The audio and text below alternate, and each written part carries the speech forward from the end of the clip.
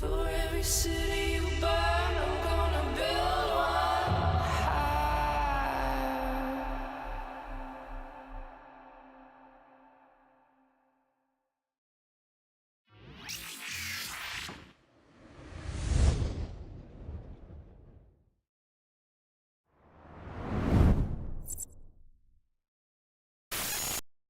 Greetings, fellow Empyreans. I am Ashtarothi, the voice of New Eden, and it is August 15th, YC127, and we have officially been out of compliance with the Federation's charter for 3 full months. This is the Eve Universe Show!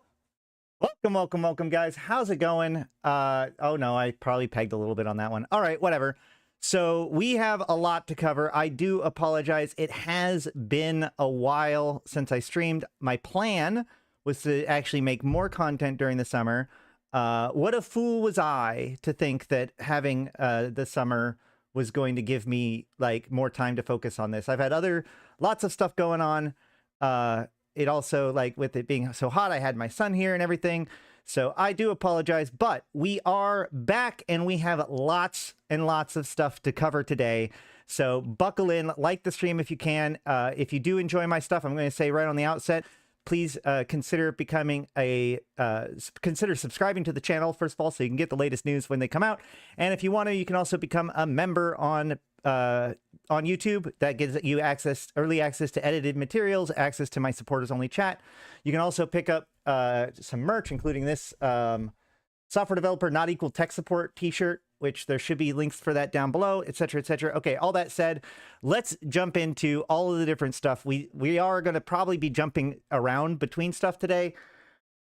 I honestly have no idea how long this stream is going to be. We've got a lot to cover, but I feel like we're going to be able to cover it all today, and I aim to try to cover it all today. So we're going to cover some news, both in EVE Online, Vanguard, and EVE Frontiers. We have a lot better understanding of how the next several months are going to play out, and how that might mean, what that might mean to you. And then for the second half or whatever of the show, we are going to be doing a deep dive into the Gallente Federation, specifically their elections, specifically, do we still have a democracy in New Eden? Spoiler alert, the answer is no. So let's go ahead and jump, first of all, I guess, to like the most urgent news for most of my watchers. We'll put that in the front. If you appreciate that, please like and comment on it. If you're one of them, like, people that watch this after the live stream, you're like, oh, thanks for putting the patch notes first, let me know. But either way, we're going to cover the patch notes, because not because that's the first thing for us to cover, like in order of what we haven't covered, but it is the most recent sort of stuff and will impact us. So let's jump into it. So today's patch notes, or yesterday's patch notes, are not significant, but it was the 12th and the 1st that are the big two ones. And actually, we did see one on the 31st of last month. So we're going to actually jump straight into that one first.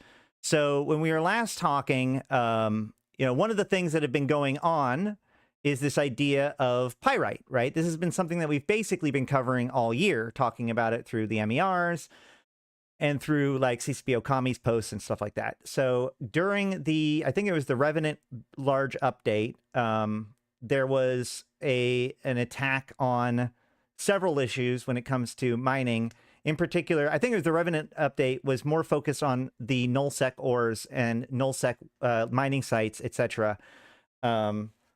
And it definitely addressed that, but it brought into focus a problem that I'd been banging on about since before then, which is the idea that, like, so pyrite is a particularly unique mineral when it comes to like how it functions as a bottleneck, especially at the moment.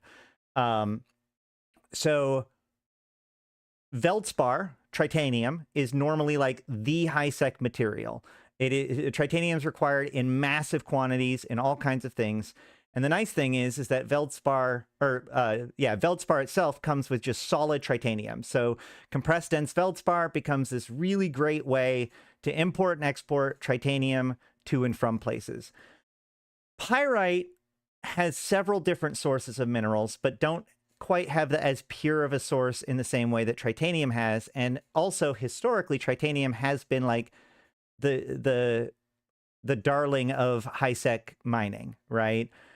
Historically, you've always been recommended to mine feldspar as a predominant because everybody needs tritanium, and tritanium's best transported through compressed dense feldspar.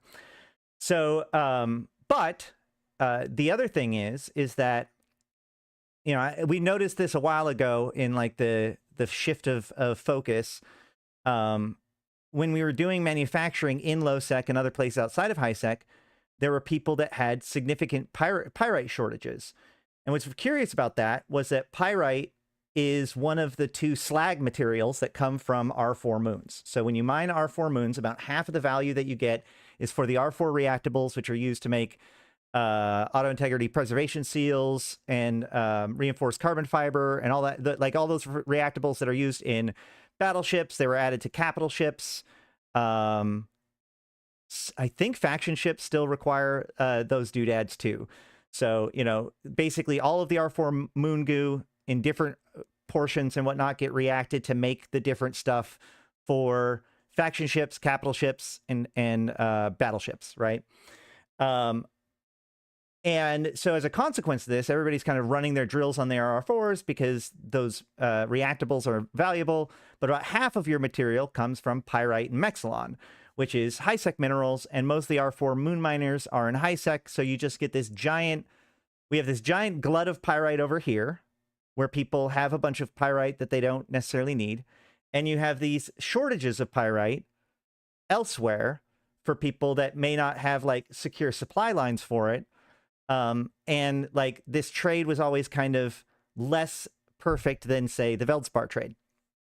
So then Metanoxes came out, and Metanoxes, they make it so that you only get the moon goo out of the moon. You do not get any minerals out of a moon that's being drilled on by a Metanox. So this causes a lot of people originally to shift their R4s or like to start mining R4s or start getting their moon goo via Metanoxes, which further reduces the pyrite supply at the same time as nullsec is getting these buffs to their mining systems to not only allow them to mine nullsec ore more effectively, but now they can choose to set aside to make a system be capable of mining high-sec ores. So that way they can get those valuable or you know, those pieces that they normally have to import. And it's not quite as efficient because they want people to still import it, but they can. You can now make systems mine for Veldspar or mine for, you know, various different minerals or various different rocks. But the problem is that like, that's a cost benefit analysis. A lot of nullsec groups will be mining for like the highest value ore, not necessarily the most needed ore sometimes. And all of this conflagration kind of came together to make pyrite over triple in price in the last 6 months to a year. It went from basically 10 ISK per unit to 30 ISK per unit or more, which has driven a whole bunch of like the consternation and like the cost of industry, the mineral price index, all these kinds of things have been around pyrite. So a little bit ago, they did some changes to the pyrite stuff. I don't remember exactly when the first attempt at taking down pyrite came out. Let me see if I can check real quick.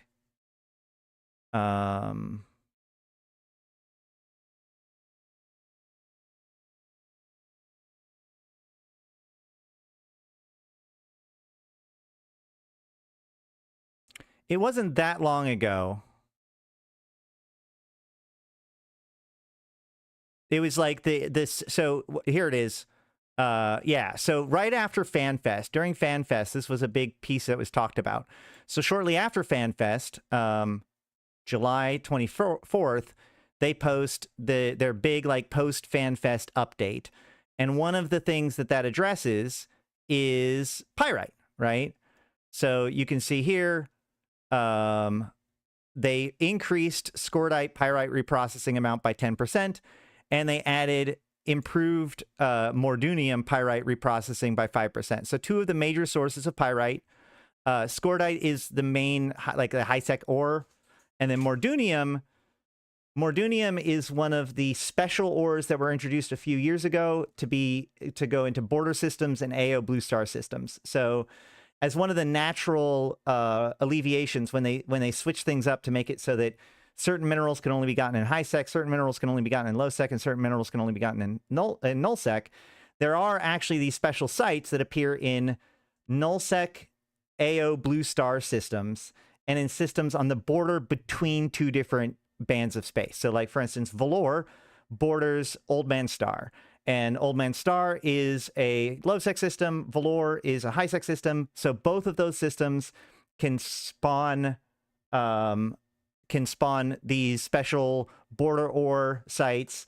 And the reason why those are so important is because the border ore sites contain all of the rocks that are with minerals that are not available in that normal band of space, right?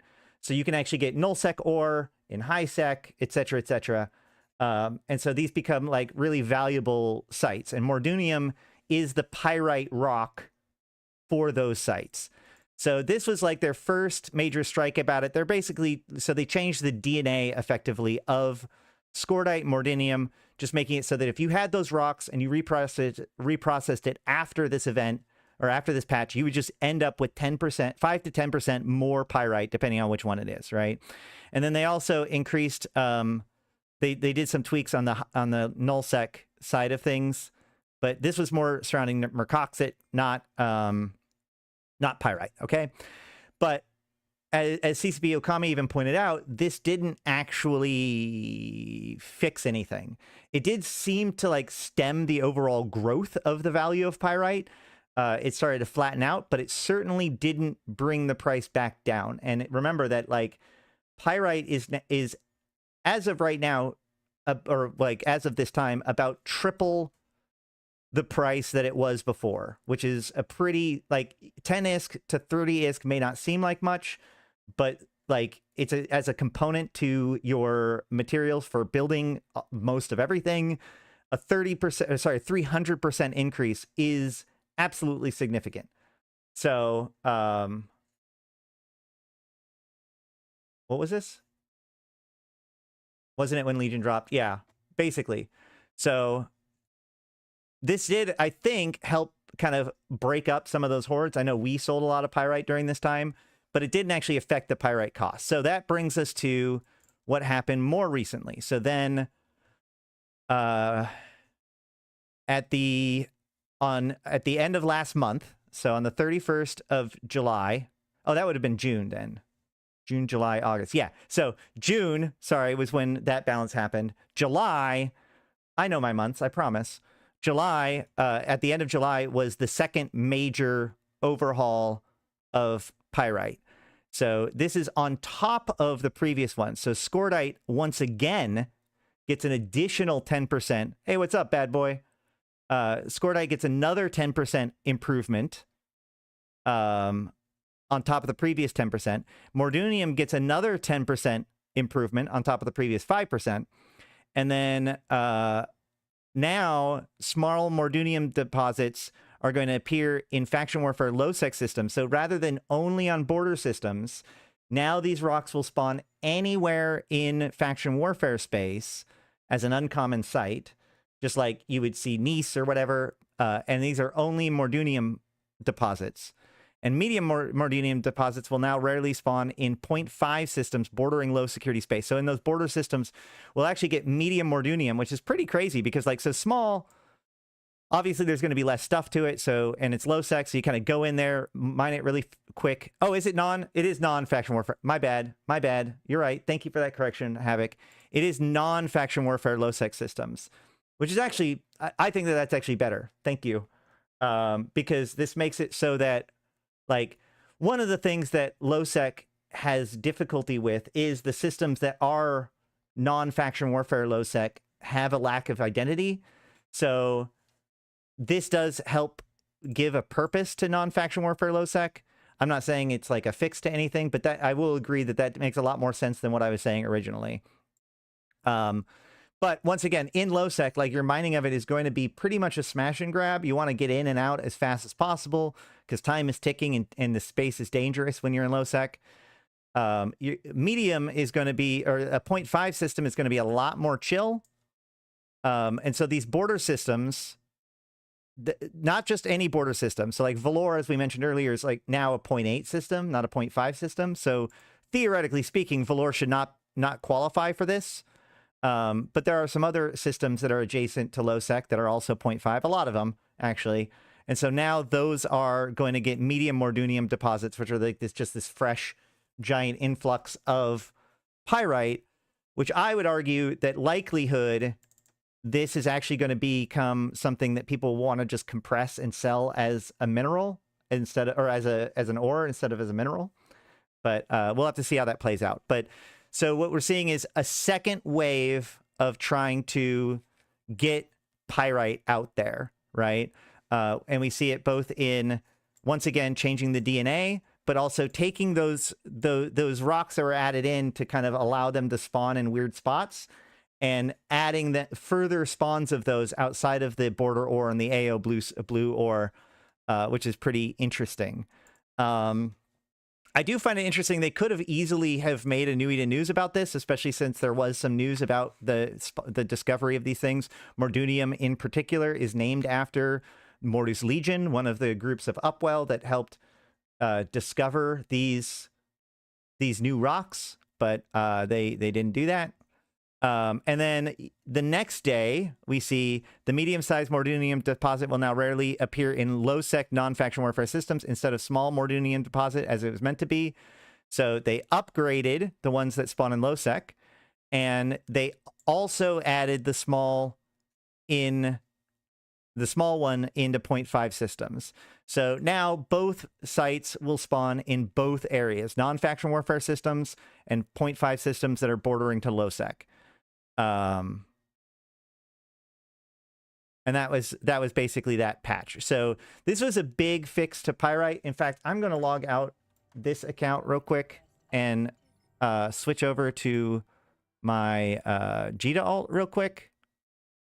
And we're going to check on the status of this.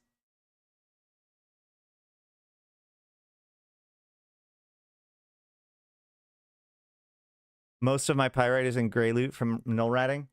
I mean, it is true that, like, pyrite, one of the big sources of pyrite is what's called gunboat mining, where you get, like, you kill things and you reprocess them.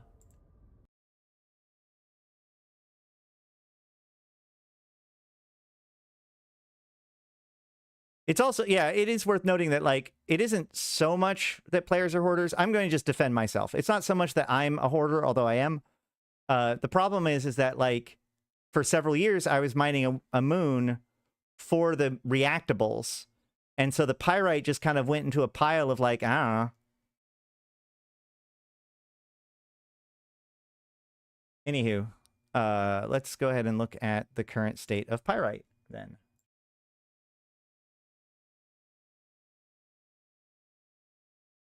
Oops, this is... Hold on a second. I'm on my wrong monitor, so it's trying to make Eve, like, my client is smaller, so I have to resize it. Okay, great.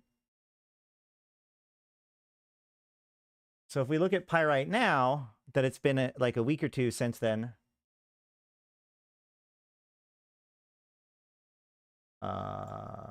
What is going on? Wait. This chart is so fucked. Hold on. Why is this so messed up? What happened? Wait. So yeah, either way, the point is that pyrite, holy shit. Somebody spent 270 million ISK per unit of pyrite. And it looks like they probably didn't buy that many orders, but holy crap, don't accidentally buy pyrite at 269,000 ISK per unit. That's a lot for pyrite. I mean, it's not 269 million. They didn't completely screw the pooch, but that is about, so like, it looks to me like they accidentally hit an extra zero, one extra zero, right? Because we can see that like pyrite has been, it got upwards of like 30 ISK per unit. Like its high before this was 34, which there's a few of those, but it was at 33 and 32 for a lot of time, right? And then, you know, with the first pyrite change, we see it shift back down to about 28, but then kind of bounce back between 28 and 30 for a while. And then today, somebody tried to put it up for 26.9 and instead did 269,000.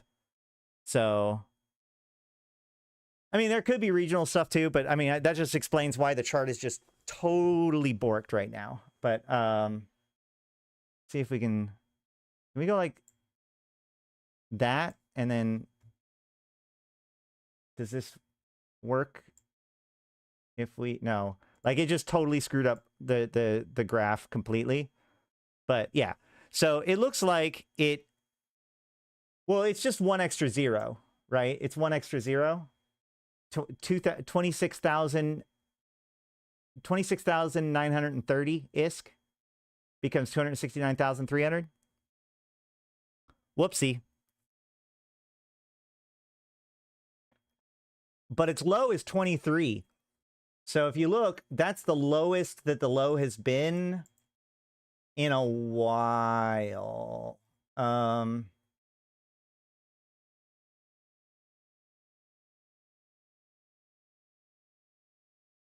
When was the last time it was down? Like it, yeah, it has not been below 23 since April.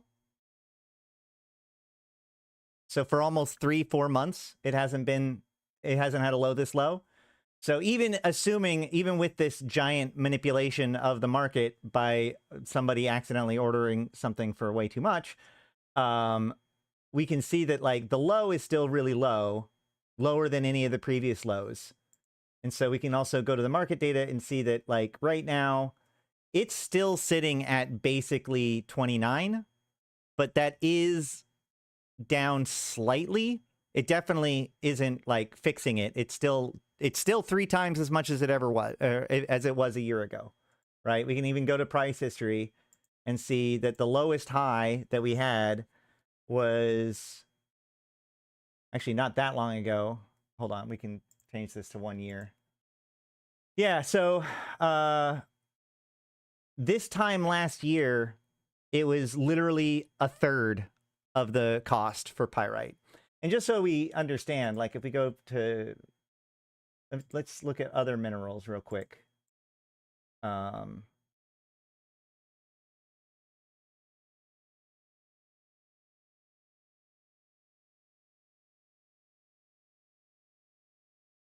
isogen. What is with, hold on. Why is this happening across the board? Did somebody just, yep, here we go again. 200, wait, no. Here it is. So here somebody bought some units for 449,000 as a high. So once again, our data's screwed up from that. But we can see that like the current low and high is about 330, and its lowest point in the last year was about 280, 250. So it has gone up, but not triple. Megasite, right now it is, damn, we're seeing this across the board, aren't we? So 4,000 ISK per unit, when the lowest it has been so it's basically at its kind of a lower point for the year. As we can see here. Yeah, so Megasite is actually going down. Mexilon, we see over the year, it had a spike up, but has been corrected for. So we don't see nearly the same thing as we see in Pyrite, which we can't see right now because Pyrite's totally borked. So is Tritanium, apparently. Zydrene. Zydrene's up a little bit, but certainly not triple. So yeah, that's where we're at with Pyrite. It's definitely still worth mining. It's definitely still has its value, and CCP hasn't really followed up on this patch note as far as the fact that like this is step 2 in just trying to rebalance it back into normalcy, right? Yeah, I think that it's possible. I also think that it is possible that somebody made a mistake across most of the minerals today, and it just needs to get itself worked out.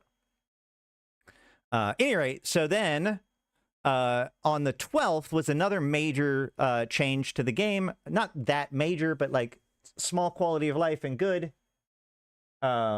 which is the idea of they added a new air daily goal. So for those of you who may not know, a while back they did change the daily login reward track to a daily goal track, and everybody has the same daily goals now.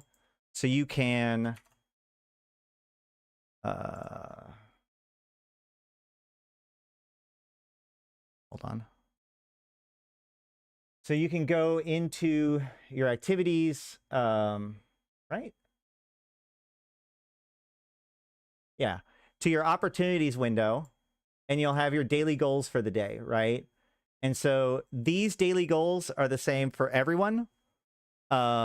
This change is a big win for nullsec. One of the big complaints is that like several of these require like basically the more you're in high sec, the easier these are to do, right? Like scanning signatures can be kind of done everywhere, but it's inconsistent everywhere. The manufacturing of an item is useful if you've already set up a way to manufacture an item. That's a good one. Damage other capsuleers is very unreliable because like you need to find a friend or actually go and shoot somebody. Earning LP is something that is very common for people in faction warfare or mission runners, but not so much in nullsec. You know, basically there's a lot of things that like if you're a nullsecker, there's a pretty good chance, not pretty good, but there is a chance that on any given day, there won't be 2 tasks for you to easily do within your own little area, right? Especially if you do one thing predominantly, like say rat, right? And so there was this request to make it so that like there was things that were more universal to everybody. And hence the new one, complete 3 jumps. Wormholers are another good example of the people that are involved in this. Because wormholers, once again, like the wormhole itself doesn't provide bounties, LP, reliable PvP, any of that kind of stuff. Reliable mining, you know, whatever. So now they've added this complete 3 jumps task, which basically, this goes back to the fact that like I'm a stickler for nomenclature. A warp is travel within a system, right? Like when you activate a acceleration gate, or if you warp between planets, that's a warp, right? A jump is traveling between star systems in EVE Online, whether that's with a jump bridge or an accelerabex or a stargate or a wormhole or whatever. Those are all jumps, okay? So once again, this follows that definition where it includes any jump between star systems. So it can be stargates and syllabexes, wormholes, travel filaments, shipcasters, and sinusoidal jumps. It does not include jump cloning. That is correct. It involves traveling between systems in whatever ship you are in, even if that ship is a pod, right? So jump cloning doesn't count. So this is a very easy to complete task. And I don't know if it's going to be every single day. This says we're adding a new daily goal, complete 3 jumps. This goal will appear as the 5th daily goal that is always available. So basically you just have to do 3 jumps and then 1 other task per day to complete your daily goals, which is extraordinarily reasonable. Like extraordinarily reasonable, almost too reasonable, but we'll see. And of course, for these daily goals, you get a certain amount of LP, not LP. You get skill points and Evermarks on a daily basis for completing these goals. At the first milestone, what is it? Every 3 days, right? You get a milestone. So the first one, you get some Evermarks. Second one, you get Skinner pieces. Third one, you get some Plex and some ISK. Fourth milestone, you get even more skill points. So definitely something that's worth keeping up on and doing your dailies for. Also, remember, every Tuesday, you can open up the Nest store and get your free 15,000 skill points. Those go into your unallocated skill points, which help you out. So those are two things that like everybody kind of wants to do, especially if you're wanting to maximize your skill points. You want to get in those air daily goals and get your weekly skill point task. Okay, great. And then also in that same patch notes, some other slightly more minor things. We have the Babaraga didn't have the correct meta level at first. Some stuff about fixed simulated ships not showing hard points being filled if clicking the show info button in the fitting simulation. So just some simulator stuff. And then potentially fix an issue with visual effects on remote repairs would persist after the repairing player or NPC was destroyed. I think I've seen that before. There is a couple of instances where like if like a remote repair is going on against a rat and then you kill that rat, sometimes the actual effect between those two rats will continue to happen even if one or both are dead. And then a random occurring rare crash during warping and jumping has been fixed. Good. CPU performance has been improved for areas that contain a large amount of ships. Good. Remember, they've been working a lot about their rendering engine and other stuff like that, getting prepared for like the smoke and fire tests. And another bigger announcement that we will get to in a minute. But yeah, so they've been doing a lot of like the technical work when it comes to especially their rendering engine. These were originally designed to get people to log in and do something. Getting players to go down some gates can make content occasionally. That's correct. In fact, the very first version of this was just go out and kill something, one thing for 10,000 ISK. It was, or sorry, 10,000 skill points. It was called Skills for Kills. And the nice thing about it is that even if that's just that's a very minor task. So anybody can think of it as being like a reasonable thing to do. Like, even if you've got no plan, you can just start going to belts and find something to shoot. But what it did was it just gets people out there, and sure, like 90% of the time you just go out there, kill one thing and go back in. But the game is in those 10%, right? Every once in a while something happens. The more often we go out there and just do something, regardless of what it isn't even the thing. Often when it comes to Eve, it's not the thing that we're actually trying to get done that's important. It's the things that happen as we're out there trying to get things done that is important. And so this is another piece in there, right? It's such a simple thing that everybody's going to be like, oh, I could just go for some quick jumps. And like most of the time it'll be fine. Sometimes it'll be exciting. Okay. And then the number of threads a background client uses has been adjusted. This can result in better overall performance in situations where several applications are competing for CPU time. On some systems, this can help when running a lot of game clients at the same time. This is actually really nice. There has been some issues historically about like running other things while Eve is running, especially in the last 2 years or so. And it has really hurt like multi-boxing, especially like my computer's multi-boxing. So hopefully this will help with that. Minor task, usually yes, but sometimes it says go kill one of those sleeper lancers. Well, so that was one of the big problems of the original set of, I don't think there was ever a task to kill an Autothisian lancer, but like that was one of the issues with like iteration 1 of like the daily goals, was that a lot of them involved like the Abyss, which made them uncontrollable, and there was a big barrier to entry. I was saying like the original one was just like go kill one rat, which was like really showed that a simple task is the best, because that's the best task for these kinds of things is the task that the person will actually do. Hey, 07, thank you for that. Fly wild or die trying. Why not both?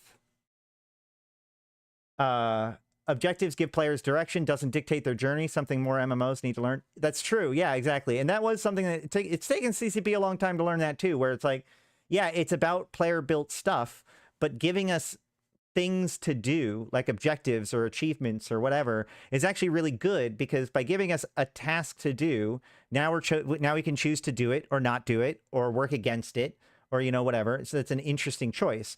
Just saying do whatever isn't useful to anybody for the most part. Anywho, okay, so general performance has been improved on higher end Apple Silicon systems. I heard that there was some issues with Apple, but hopefully that got resolved too. I'm not 100% sure on that one. Let me know if something's more about that. Remove the recruitment UI pointers as that window no longer exists. Interesting. The favorites map filter UI pointer now says the element is not on your screen if you click on it with the world map open, with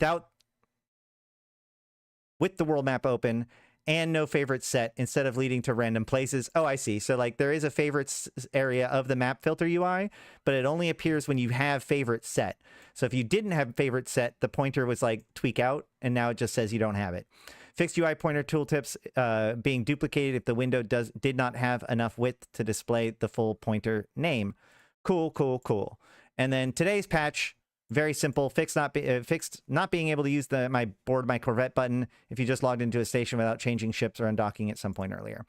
So just a bug fix. So these are the patch notes that we've had so far, or at least since the last time I streamed. And we do see that there is some like noteworthy things going on, but it's worth noting how much we are waiting on the Legion major update, right? And we still don't have the Legion major update 100% defined yet, but basically, you know, when they came out with Legion, we've talked about this now since really FanFest, that Legion felt like an expansion that was incomplete, right? And that's fine.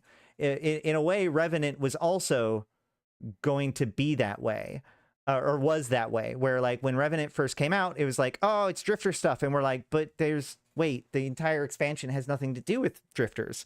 And then several months later in January, like the Drifter crisis kicks in. And now we can easily say that Revenant was all about Drifters, even though for the first 3 months, it was difficult to call it that. So Legion was this promise of future features, Malin puts, right? It was a promise of future features. We see salvaging stuff get talked about, and this idea of like a gold rush and new corporation tools and branding, and the new map and overhaul, new ESI and functionality, a whole bunch of big stuff being promised for Legion, with most of it being promised for the Legion major update, right?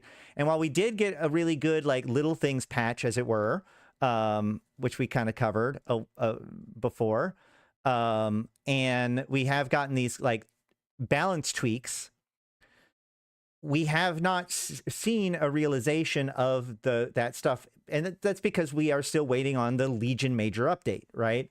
But that is supposed to happen in Q3. Chances are it's not going to happen this month. My assumption is that we're not going to get the Legion major update this month because we've already gotten the Pyrite changes and the new task and all that sort of stuff. Like, it's good that they've been coming out with these, like, they've been willing to make these changes when they're ready to make them. But my point is that if you're going to put out a major update patch in August, you probably would want that stuff to be in the August stuff, right? Like, I'm already going to make a major update in August, so I should just throw in the next Pyrite overhaul into that, or the next, at the very least, the 3 jumps thing into that. Because your goal at that point is to make your major update as big as possible. So like having other updates throughout the month on a month that is supposed to be the major update month doesn't make as much sense.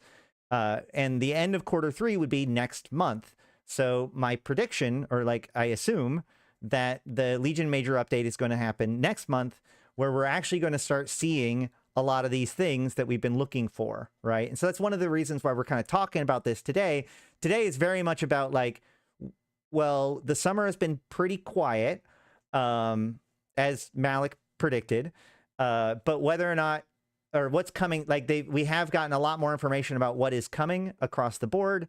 And so we're going to be looking into that. In addition to that, we also now know that Operation Nemesis is coming out on September 16th, and the AT feeders are coming on August 30th, and Frontier is getting a new cycle on August 20th. So to kind of go the opposite direction real quick, in 5 days, you know, there's a lot going on right now. So to jump away from patch notes real quick to kind of what's happening next. Actually, hold on. Yeah, well, let's jump into this real quick, and then we'll jump back into some of the previous stuff that we've kind of skipped over. So the next big thing that's worth paying attention to isn't actually EVE Online itself. Hold on, let me make a note real quick. Oh no, where's my pen? There's my pen.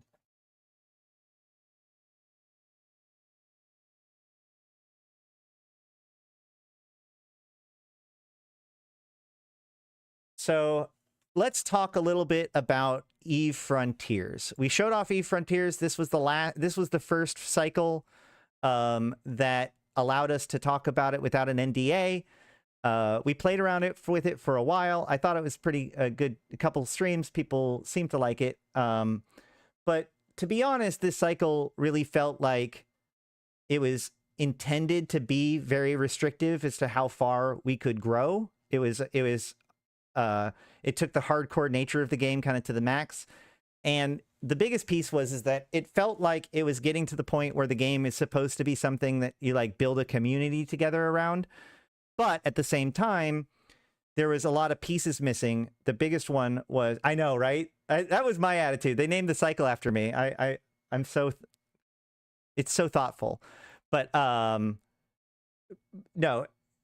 my biggest concern was the fact that like we couldn't share bases.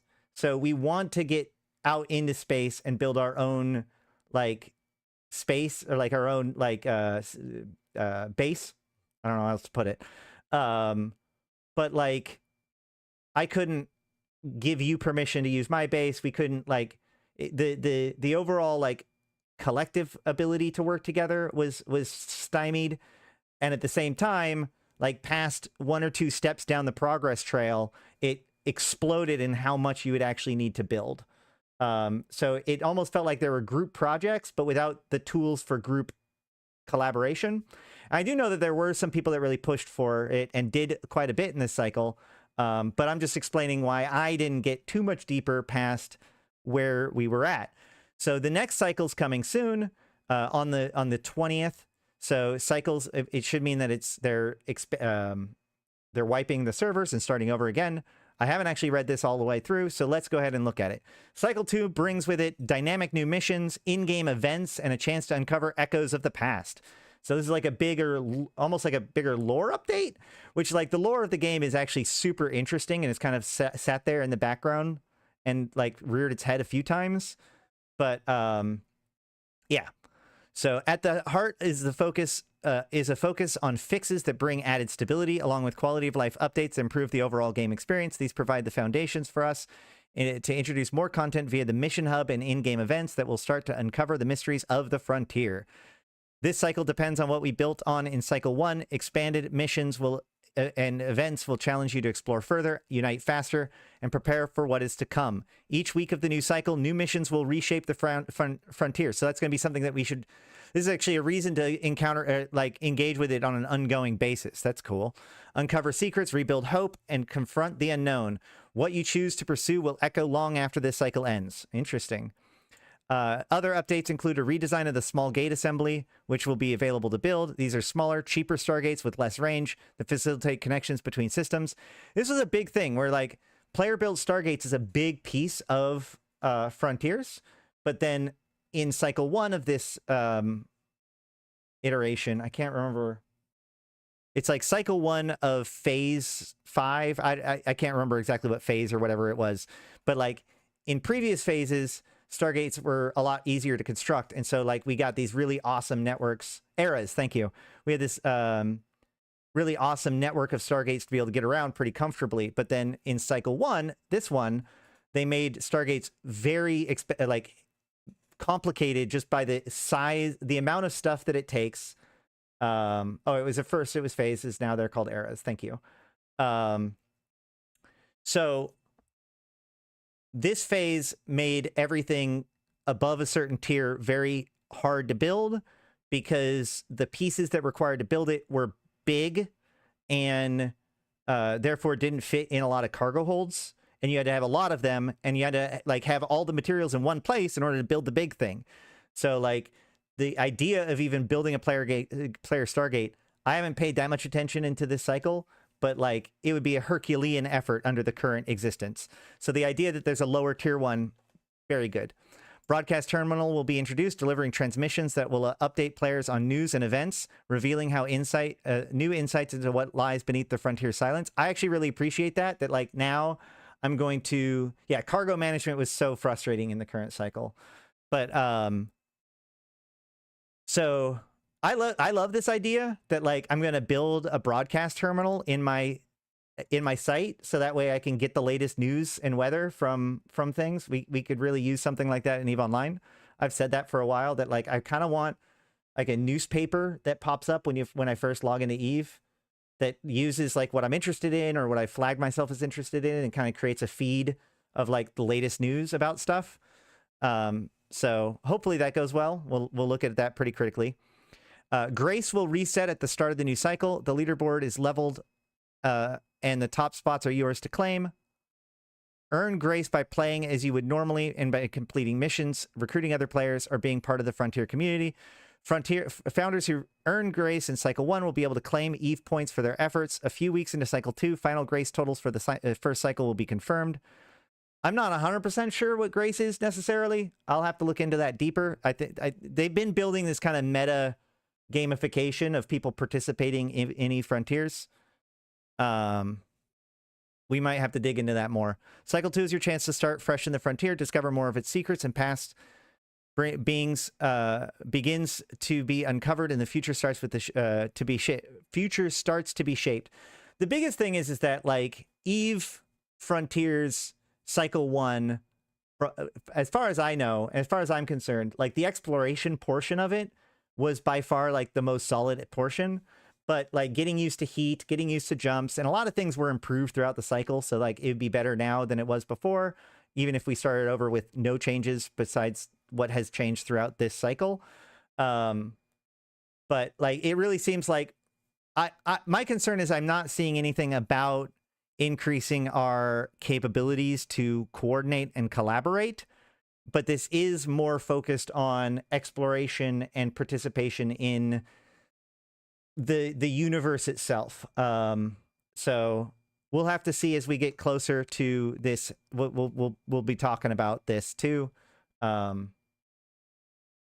this is the points that we got for following them on socials and in-game achievements. Yeah, I saw that there. I mean, that there is this in the game.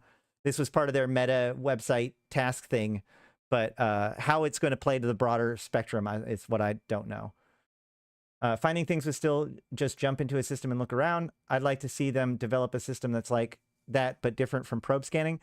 I mean, on one hand, that is true, but on the other hand, there was a lot more to it as people kind of got on, because like different areas of space had different things, and there were rare things to find. I know Malik managed to find or make it into like deeper into the actual precursor area, like the old Empire area, and found some really cool sites. Like there was a lot there, but the combination of dealing with heat and the lack of guarantee that you'd be able to produce fuel in whatever system you jump into were pretty taxing. And I just know that like I kind of was already burned out a little bit by just trying to work on the base building and getting kind of thwarted as you got past stage 2, basically. So I was interested in doing the exploration stuff, but then I just never really got too deep into it. I am interested that this cycle is going to focus more on it directly, though. Sorry about going over recent patch notes. Yes. Yep. Okay. So that is happening on the 20th. We're going to be looking at that closer, and I'll probably, my goal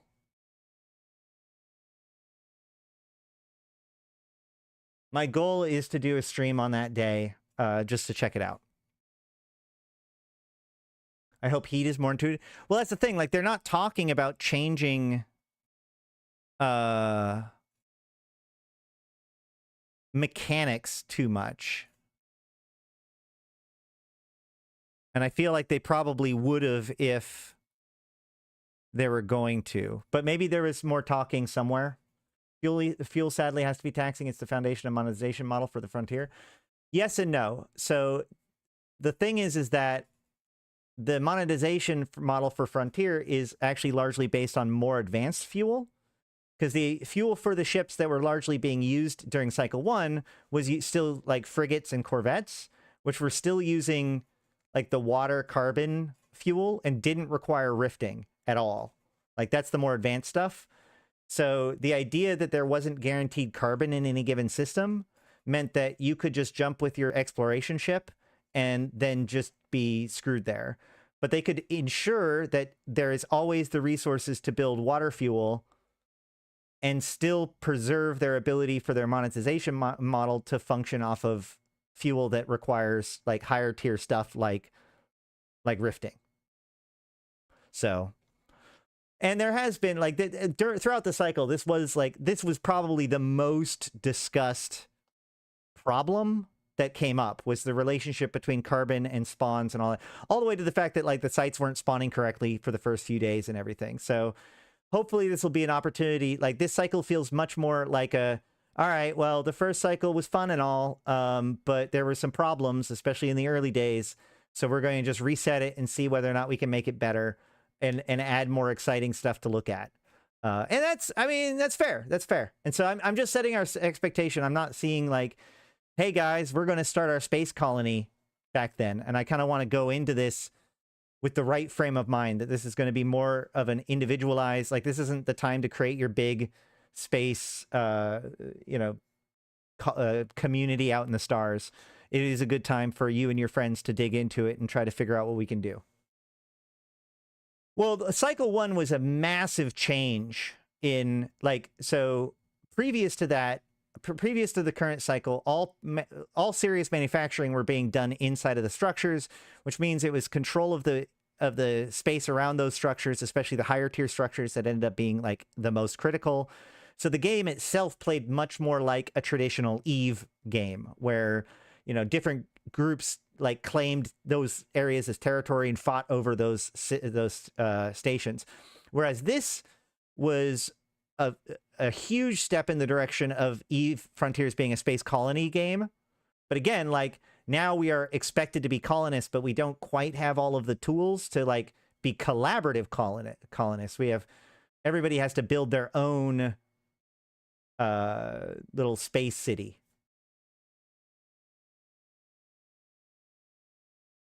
All right. Next, we actually have a video to watch. Vanguard, in addition to Frontiers coming out, next, after the 20th, we have the Frontiers new cycle.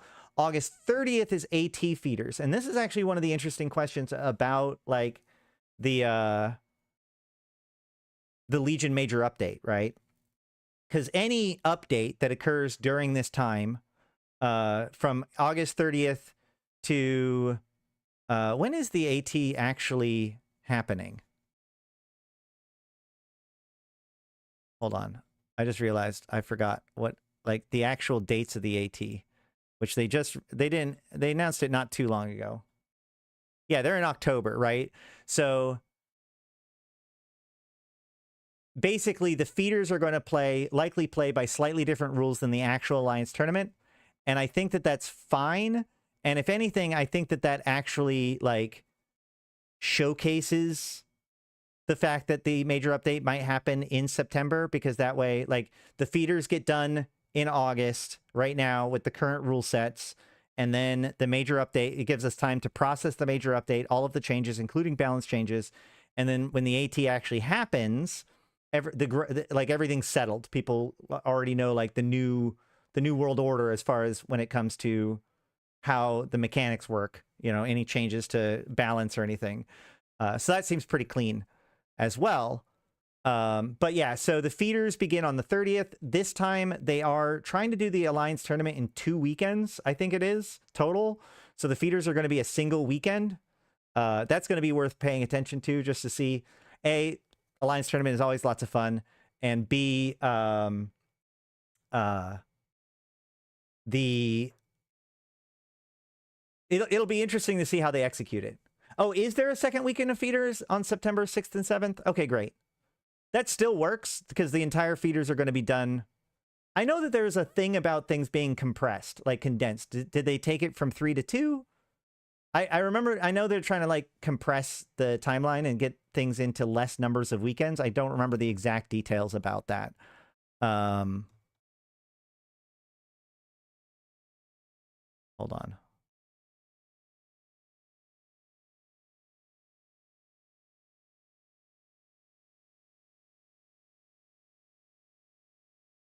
That's a cool picture.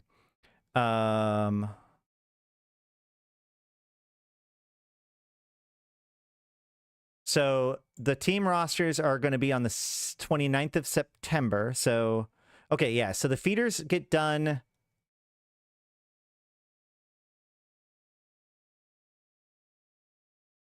The feeders are interesting that they like they're jumping around in timelines.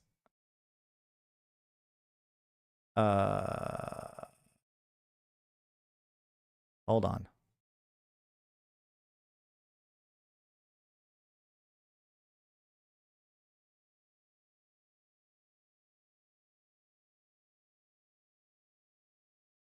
Hold on.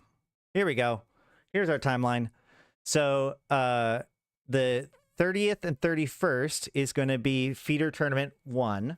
And then 6th and 7th is feeder tournament 2. But then the actual Alliance tournament is only going to be one weekend, the 24th, 25th, and 26th of October. So yeah, that gives everybody time to do the entire feeders under the current rules. And then in September, the major update happens. And then you see that they don't even have to have their flagships submitted until the 25th of September. So chances are we'll at least know all of the details about the Legion major update by then, so everybody can make their choices. And then the actual Alliance tournament happens in October.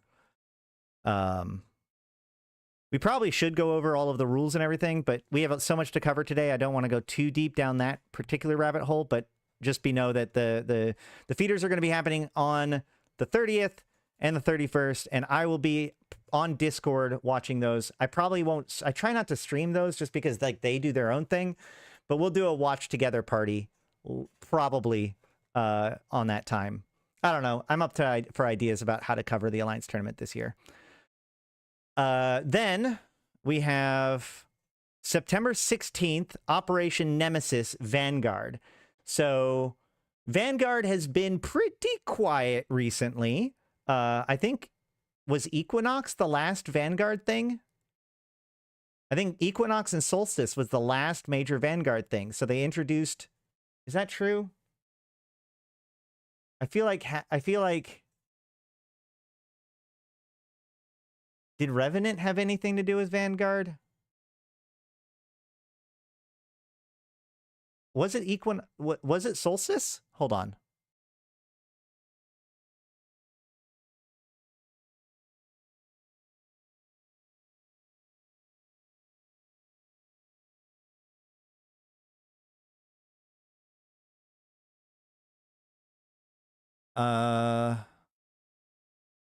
Groundbreak. Yeah, okay. So they had Groundbreak with that's right. Okay. So that's right. So Solstice introduced the new map, and then Groundbreak introduced kind of the new idea, the new paradigm for Vanguard, where we had the sovereignty or not the sovereignty, but the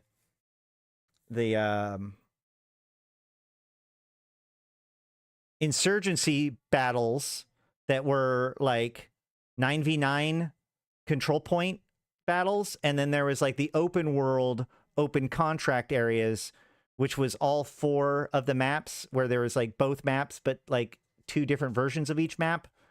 What, like Solstice got a monsoon map, and Carrion got a night map. And so that was then, and that was 7 months ago. And then they basically said, hey, we're not going to be doing a lot of Vanguard stuff for a while. They went completely to like only working with their like chosen CSM type thing is not quite right, but they've built kind of a focus group of people that are able to like play test the early things. And so they switched over to going into that for like 7 months. Now, prior to this, they were doing stuff like every month and then every, you know, expansion or whatever for a little while. And then they said, okay, we're not going to do anything until next fall. Well, guess what? It is next fall. And so they set aside 2 different big notes or big time frames when it came to Vanguard in FanFest, right? So FanFest was in April. And so in April, they were like, hey, there's going to be no more Vanguard until September, which was a huge blow for anybody who was liking playing it, like myself. But then they also said that the open beta begins the next summer, right? So next summer from now, not now, but like a year from now, is the release of the open beta of Vanguard. And so the idea is that they're going to be transitioning towards this new Bastion system. And so this playtest that's coming out on the 16th is supposed to be like the major playtest for the summer, for like, this is their last major playtest before the big show, as it were, right? So that said, they did just come out. They came out with a video a couple weeks ago called "What's Cooking" with CCP Collins. I've been meaning to cover, but even more interesting, they came out with a day ago. What is Operation Nemesis? So I haven't watched this video. What I just explained to you is my understanding of the situation, which is admittedly from basically FanFest, which is now 3 or 4 months ago. And now we are getting to those promises, just like Legion major update, just like the next cycle of Frontiers. So we're going to watch this video and see what they have to say about the next stage of Vanguard.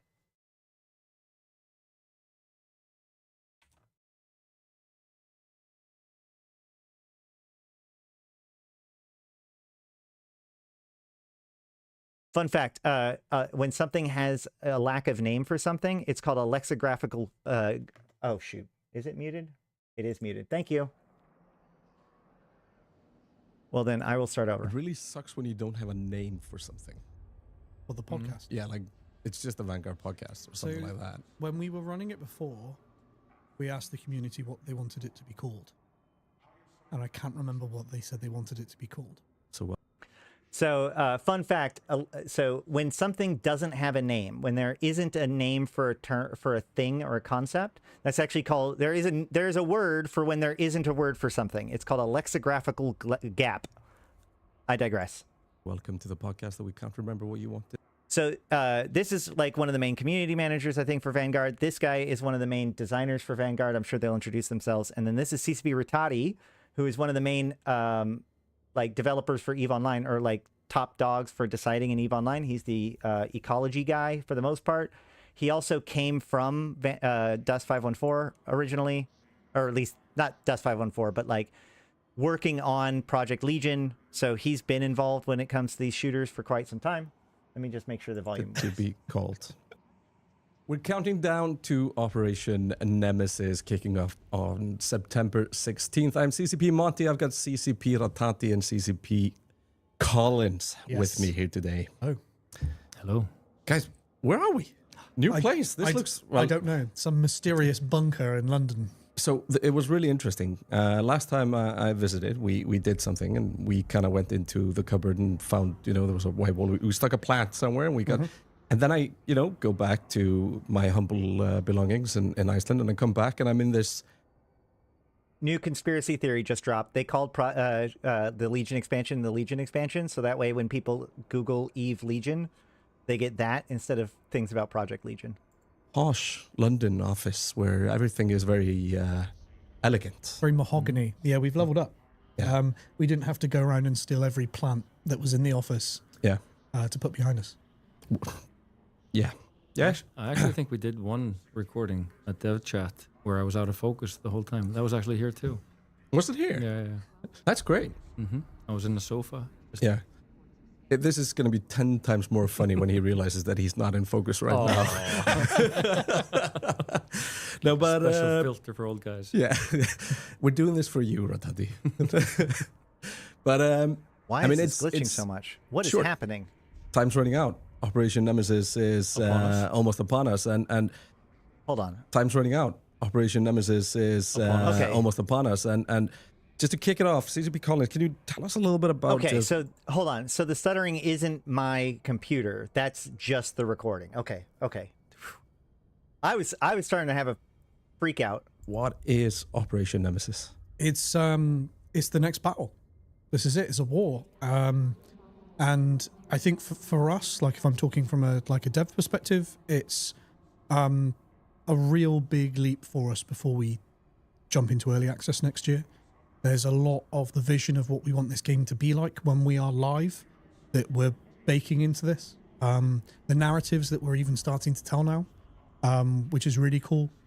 The gameplay themes that are starting to come through and the kind of the loops that we want players to play through and enjoy and the types of things that we want them to do. I have said for several months now that like the presidential election and stuff is going to be probably one of the next big beats, and it's going to dovetail directly into the Vanguard stuff and the need for bastions and stuff, most likely. This only confirms it, and it coming out in the different timelines of it makes it pretty perfect. We're going to be going over the election in detail, hopefully today.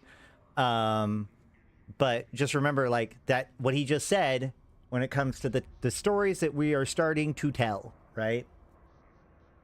This is kind of this is the closest to that vision that we've ever gotten in the Also, Nemesis is a Galente word. Nemesis is a Galente ship. The word Nemesis has associations with Galente. game. We've been running kind of like events before and play tests. This is like a real early snapshot into the game that we're building for early access. Still a lot more that we plan on building and putting in, but like it's that first step for us. So it's really exciting, but it is that first entry point. We're hoping a lot of people who haven't played Vanguard yet, this is a really good time to kind of get in, play it, and start building that legacy, that kind of that part of this boots on the ground in this connected universe. This is the really kind of the first foray into that with Operation Nemesis before we press that big red button next year and we're in early access 24/7. And who should join? Like you said there, it's boots on the ground in New Eden. It's something new. Is this just for See if people we that have can touched on Eve or speed New this up a Eden, bit. or is this just anybody that enjoys an MMO or an FPS? Or I think absolutely anything, anyone really. There obviously there's a lot of touch points for those that are already playing Eve, that are into FPS games. Those that may want to kind of activate members of their corporation as well, to kind of push some of the links across the Tuna universe that I'm sure we'll talk about a little more in detail later.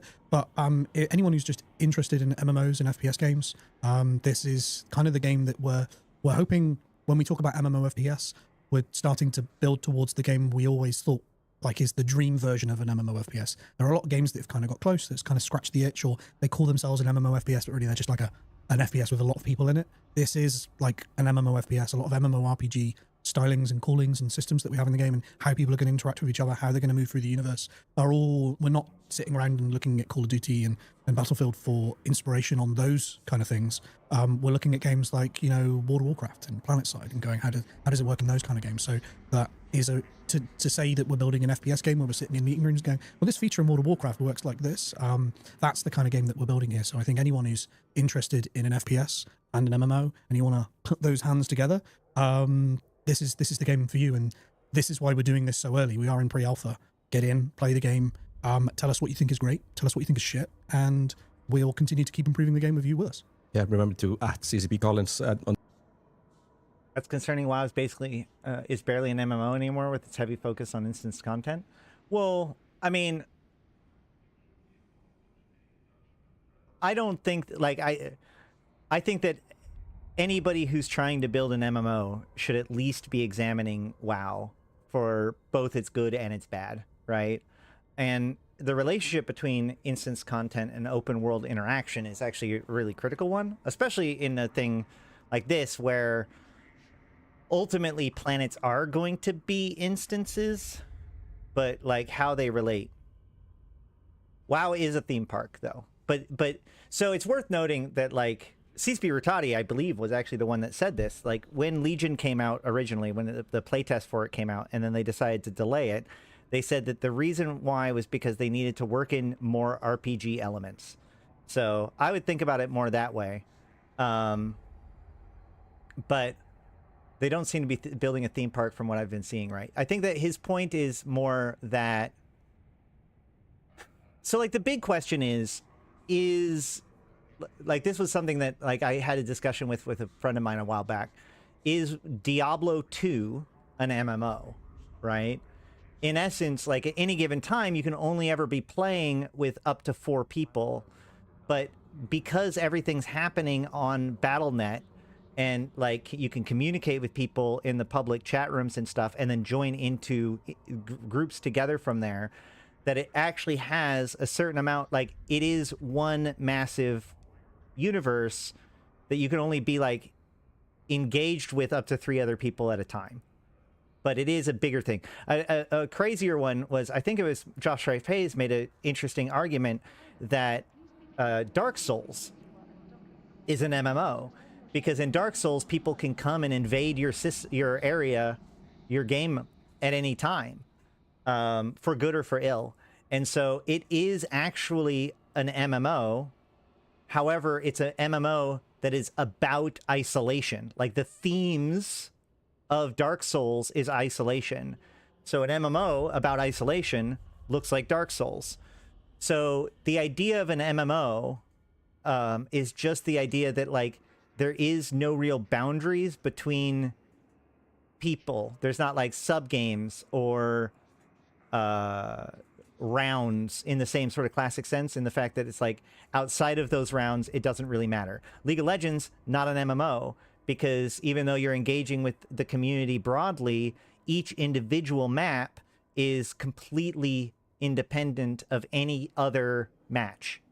Whereas Vanguard is looking to take the components of an FPS, but using a wider context to make it into an MMO.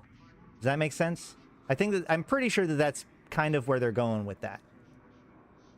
Like, what does it look like to be an MMO in all of its social, and, like, you are a subset of a larger universe? You could argue that, like, No Man's Sky is like is close to an MMO FPS. But No Man's Sky tries to get by, like, doesn't mandate it, and also has so many systems that your chances of interacting with someone randomly is low. On Discord, everything you think is shit. On Twitter or Discord, you can choose that. But basically what you're saying is that if I am in the demographic being human and enjoying having fun, I should definitely test this out. Oh yeah, if you are human, have mouse and keyboard, and a PC that can run some Unreal 5 games, which I will say, actually, for this game, some low spec machines actually are running this game really well. I wouldn't say I'm surprised, but looking at a lot of the competition and how some people are struggling to get UE5 working on some lower spec machines at the moment. That is a stretch. I've had a lot of people talk, and had my own experience with some pretty bad performance with Vanguard in the past. Now, granted, like, he is talking about UE5, which is so, like, the most modern games, but to suggest that it, in a world where, like, Eve plays on a potato, saying that feels almost disingenuous. It is a fairly demanding game. Our performance analytics is actually showing we're doing a pretty good job at the moment, so a big shout out to the core tech team on in pre-alpha getting an Unreal 5. Yeah, I was going to say, has game. optimization already just started? I mean, spoilers, I'm not part of the technical team, but it has, like, proper optimization for machines started already. Well, it's always been going. We've got a min spec right now, which is on a 2060, but and I think the core tech guys are going to hate me for saying this. We actually the game runs actually pretty well on a 1080 as well, like 1080 Ti, which is considered quite low end for an Unreal. I remember when I paid like 2,000. Right. So again, we're now setting a standard. A low end graphics card is a 1080. So, I mean, yeah, under some like in a modern definition, but in an Eve definition, that might still confuse some players, I guess is what I'm trying to say. Bucks for it, though. Yeah, probably a long time ago as well. Now, yeah. But having an Unreal 5 game that runs at a pretty decent frame rate, I think over 40 FPS on a 1080 Ti is really good. So I think this is worth noting. A good time to point out that I run a 1070 Ti. So if anybody wants to help me upgrade my graphics card, that'd be cool. Obviously, there might be some more stuff to unpack there, but the optimization is kind of always going. Did I mention my birthday is next Friday? My birthday is next Friday. Just throwing that out there. We've always got our rendering team and our core tech team working to make sure that what we're making is performant, because we're a multiplayer game as well. We've also got servers running the game, so we need to make sure that those things are running performant. So optimization is a permanent process. It's in the forefront of a lot of the work that we do on the engineers in gameplay team as well. So yeah, it's a great job. So yeah, if you have Unreal, if you have a PC that has at least 2060 in it, and if not, try it and tell us. Yeah, I mean, well, it's free. It's free to join. It's free to open to play. everybody. It's actually interesting that you touch on these points, which is just simply the accessibility. And if we just look at the heritage and the history of CCP, there is no game in the world as complex, as big, and as beautiful as EVE Online that can then be scaled down to absolute toasters. There is a reason the word potato mode was invented by EVE Online players. Like, there was nobody back in the 1900s going, "Oh yes, potato mode." Nope. It's literally an EVE thing. So how important is that when we are pushing out the products, we're looking into just widening the scope? Probably sucks to not be able to join your friends or something just because your specs aren't up to spec, basically. Yeah, we basically we wanted to have a combination of, like, it looks good, it's modern. We also don't want to get trapped in I would say super old specs either. We are a small team. We can't just keep making sure that, like, maintenance and all that works forever. We have to kind of draw a line and say, like, okay, today these specs, and then we upgrade them. EVE Online has always done this as well. We always upgrade DX9 to DX10. Like, we keep pushing. We don't spend our time just, like, making sure that everything works all the time. Just try to make it as pragmatic. It's the only way to be able to run the A same live ops game. game, Yes, for all this time. So we take a line, we take a stance here. We try to make it low enough to kind of, for sure, a normal EVE computer is enough usually to play this. Not maybe for multi-boxing or in potato mode, but this should definitely work for you players. Yeah, absolutely. Before we dive into specifics, the question was essentially that we opened this with, what is Operation Nemesis? And Fact check. I don't think that the word potato mode came from EVE Online. It has been something that's been used a lot in the vernacular, but I'm looking into it, and it's like, it did start around 2008, so after EVE Online was released, but, like, it seems to be more associated, like, YouTube and stuff, and then, of course, Portal and its connection to, like, potato-powered computers probably definitely popularized that term around that time, too. beautiful storytelling, the way that we frame this. But if we break it down to the spreadsheet, to the one pager, servers are live, access is open to everybody. It kicks up September 16th. What can I do during that time? Well, it's the first time we're going to tell you a story. So You just showed us you're excellent at storytelling. Thank you very much. You're not just going to jump in and just do stuff. We will be sending you down a narrative that will start with, like, a new player journey that we've built into the game. So this is just our first attempt at it. It's a bit rough around the edges in places, but you don't create a good new player journey if you don't get people in playing it and you get that feedback. And So I just tried out, like, where it's at right now recently, and I thought so it was in no way could I not have done it if I didn't know the universe. But all the kind of words and things that kind of come in there and it tickles the EVE player. Absolutely. Just oh yeah, there's a lot of nostalgia, and you can thank Rizati for constantly pushing on the.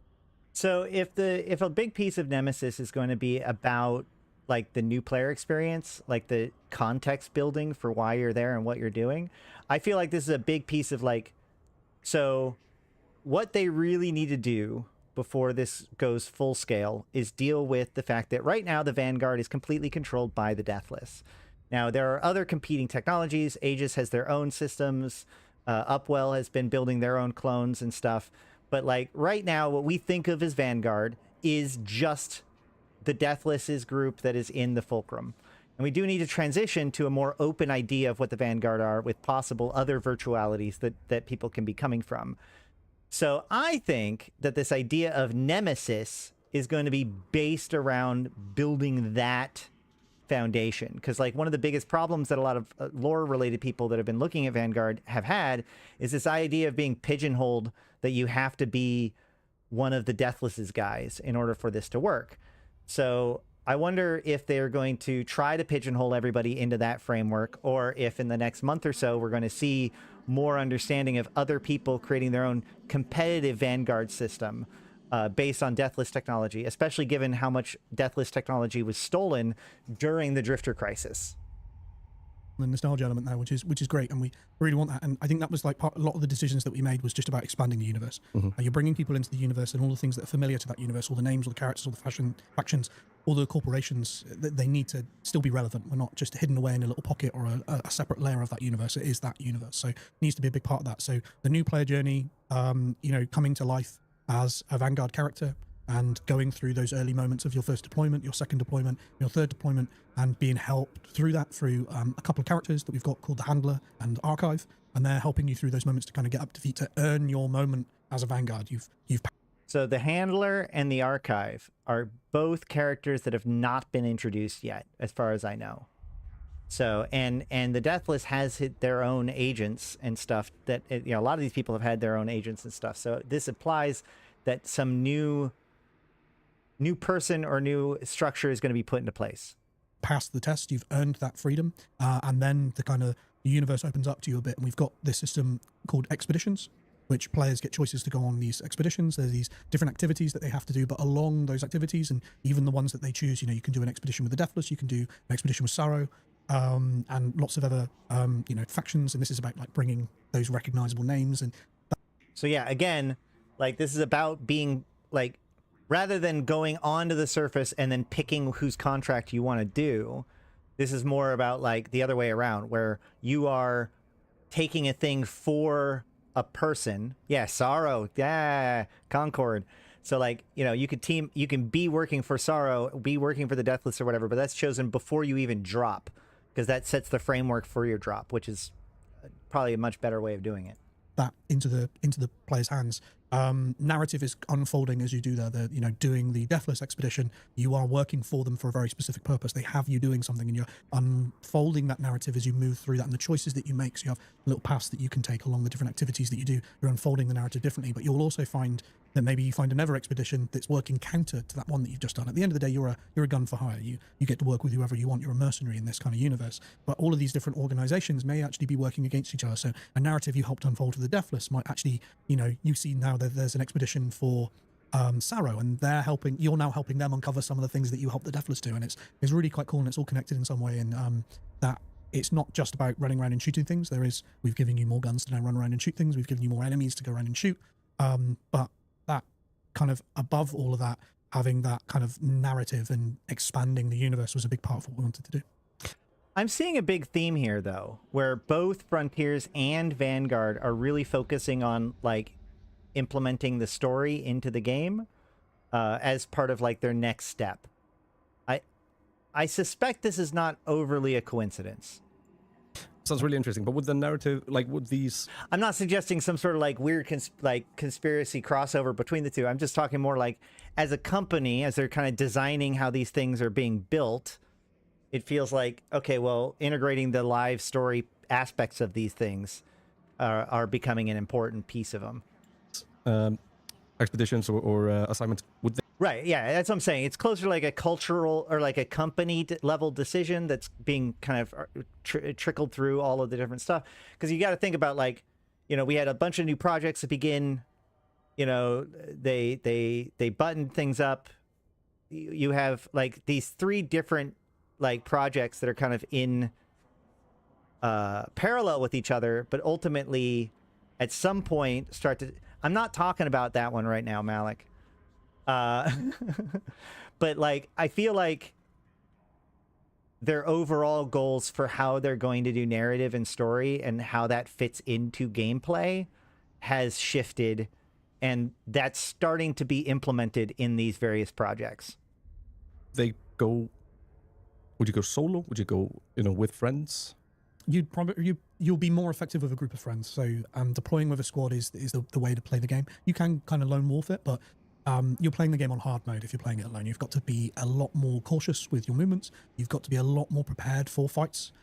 Being third-partied, if you're trying to complete an objective by a squad of 3, you've got to be prepared for that. You've got to be building your motion detectors to make sure that you're capturing, people, seeing them before they've seen you. You're making sure you have enough stock of biomass and ammunition that you can survive the fight. Like you can 1v3 people. Oh, definitely. Like I know I can. yeah, if you're skilled enough and prepared enough and you get the jump on a group of 3, you can definitely 1v3 them. But being 3v1 when you're not prepared for it and you're not being cautious, you're gonna have a hard time. So I like playing like that. I like that kind of lone wolf, playing it quite slowly. Like whenever I played PUBG, I was like the guy that always went in on the fringes, played hide and seek. Oh yeah, the fun gameplay. Yeah, it was all about looting, and then when it's like down to the final 15, that's where it kicks off for me. So like I like playing Vanguard like that. I deploy down solo. I stick to the edges. I'm hyper analyzing every area I need to go to, so I'm not getting caught. I'm not just running willy nilly around the map. But the game is more enjoyable and far more effective when you're in a squad. Like we've added prox chat to the game now as well, proximity chat. So Proximity chat is going to be pretty cool, I think. like communicating with people in the world is a lot easier, and communicating with squad mates and maybe even hearing a squad bickering on, over the hill is a lot more easier now as well. But like the Vanguard really is at its kind of best when you're either that solo who's hyper prepared and you're an absolute beast and you can 1v3 people because of how you set yourself up, or you are a squad of 3 that are just so in tune with one another. You're in a pre-made squad. You've got, right, you're fitting this. Yeah, I'm everybody fitting has that. a role. Right, I'm going to take. I think there's one playstyle as well, which is basically like the non-combatant. Like you could easily do crafting missions, or just stock up on an inventory or whatever you want to do, just by skulking around and doing stuff and actually not like avoiding combat, avoiding NPCs, just living in the universe and not necessarily expecting to get to like the end game or whatever. I think you can definitely just have fun, learn the ropes, even slower than that lone wolf type. You just like, if you've never played the game, do the MPJ, the new player journey, and then just like don't expect to win or anything else. Just go down. The loss of a failed extraction from the sandbox isn't that terrible. You can just go and try again.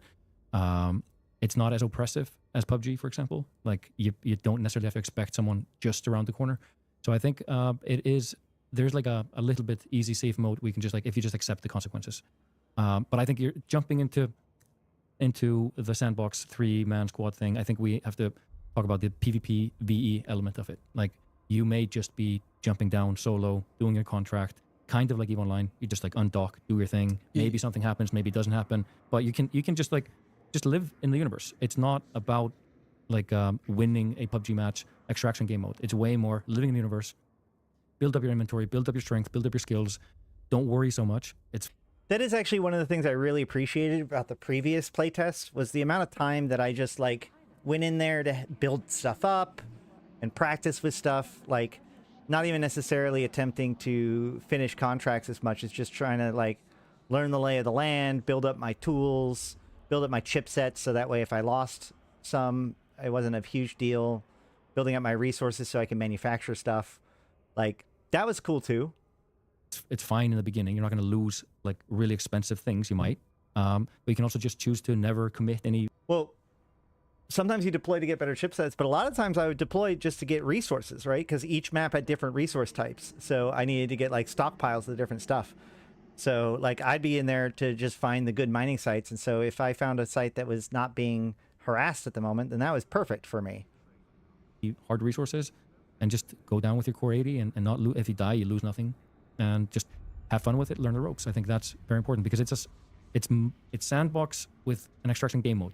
It's not an extraction game exclusively. No, yeah, because it's kind of the way that you guys are kind of talking about it here and talking about the same thing in 2 separate ways. I think that it's not an extraction shooter discussion is very interesting, and because essentially you could play it as an extraction shooter. Yeah. You drop in with your stuff, you just want to go, but in some ways, a filament in EVE Online is the same. You take your ship there. Are you going to get out? I don't know. Yeah. But what you were mentioning here with the whole, I want to do the industry, I want to be in the sandbox. So basically what we're, the picture that we're painting is I am somewhere dangerous and I can feel it. And this is very much a sense of exploration while I'm doing this. I might not be there for the combat, but I am there for the resources. Mm-hmm. How many times has that happened in history, I wonder? But no, but like jokes aside, that is a very, very interesting kind of way to look at it. And I hadn't thought about it that way because I'm very much a PvPer in all my games. But there's one thing, and when you were talking about like moving around in World of Warcraft and those things, there's one thing that I miss and I hope I will feel while I'm doing this, which is exactly that sense of exploration. Like, I want to see what is around the next corner. And part of that, there needs to be the potential of danger for it to be interesting. Yes. So, yeah, I think that's a fascinating way to look into these things. I think it's in some way it's like starting Rust or Ark, whatever that game is, Ark Evolved. You basically, in some way, you start on the beach with nothing, and you're going to build up your strength and your skills, and you're going to collect blueprints and some resources and some bug meat or whatever you're collecting in that. Like, that's your progression, that's your inventory, but it's persistent. Like, some of it you may not even lose at death, like blueprints, for example. Like, some of these things just can't be lost. So you are building up slowly, like an inventory of options almost. So it's a little bit of a survival game in the beginning, just learning the ropes, but then you start getting into like, oh, I need to do some like contracts that maybe require multiple extractions. You're going to need this from this map, kill this NPC in this map, or deployment. So I think and you're going to becomes, need to do business with the players that are actually doing the industry stuff. They're doing the exploring. You're going to need that to progress your weapons and build. Yes, and then maybe you get that social pull of like, that's a hard guy, or that's a hard NPC, it's an elite or whatever. I need someone helping me, which is not dissimilar. I'm actually getting really good vibes out of this. Like the idea of like a complex contract that involves having to go to different maps in order to complete it, including collecting specific resources and then also assassinating a specific dude on a map.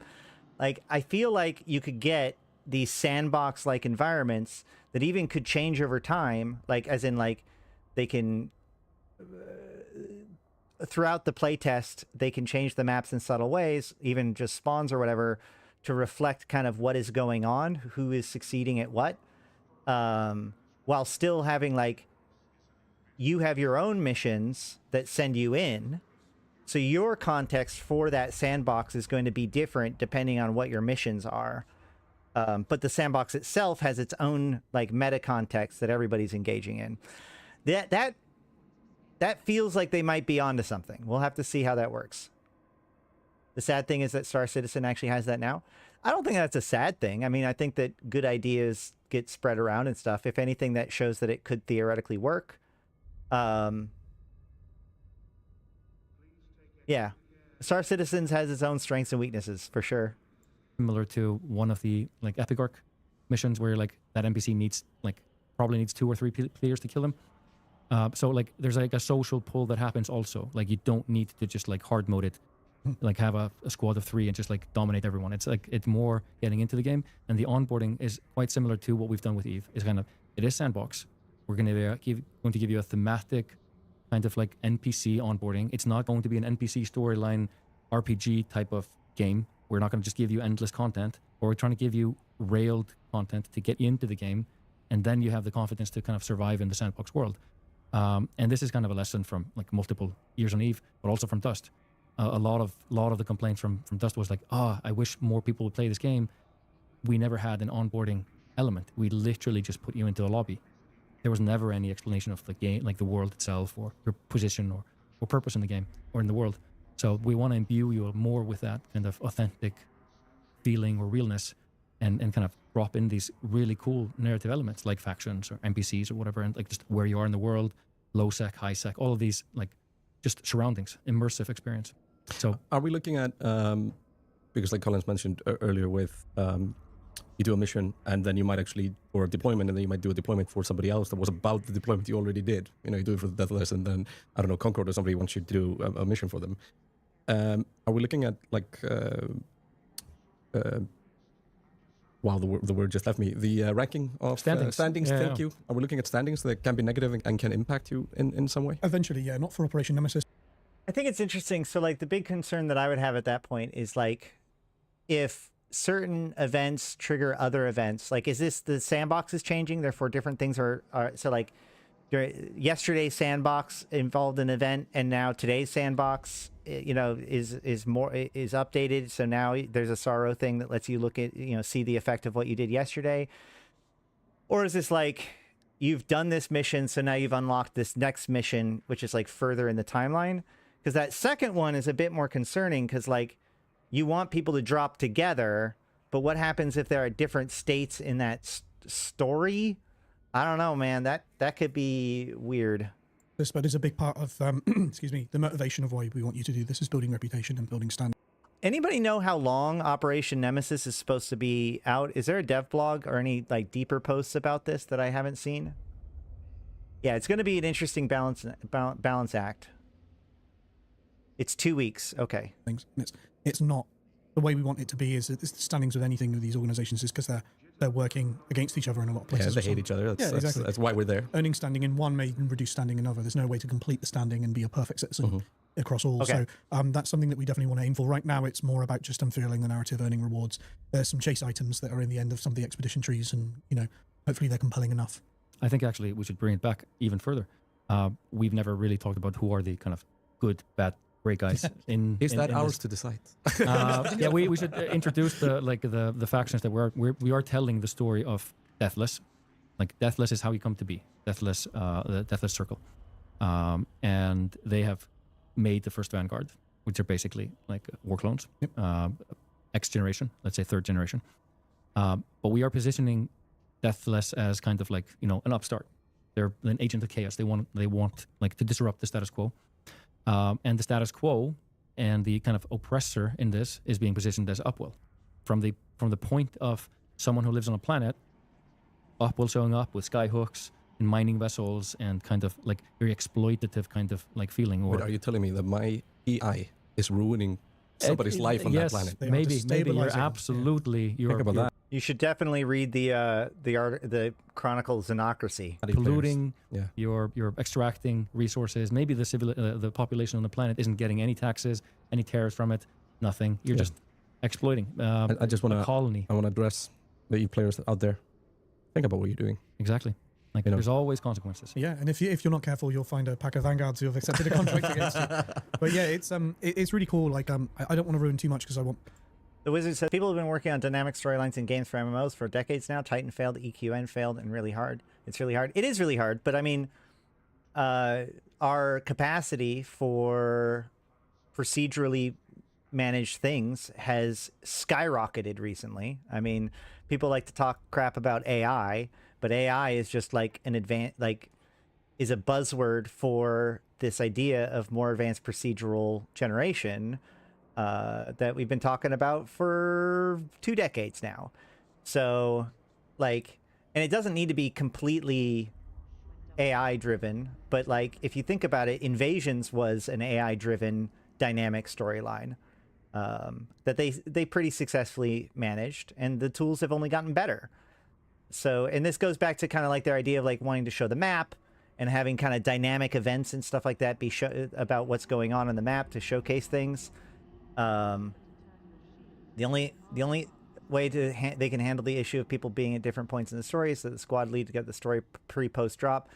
Well, that's what I'm saying, is that like, I don't know. They could just make it so that like whoever is the leader, you're doing their piece of the pie or whatever.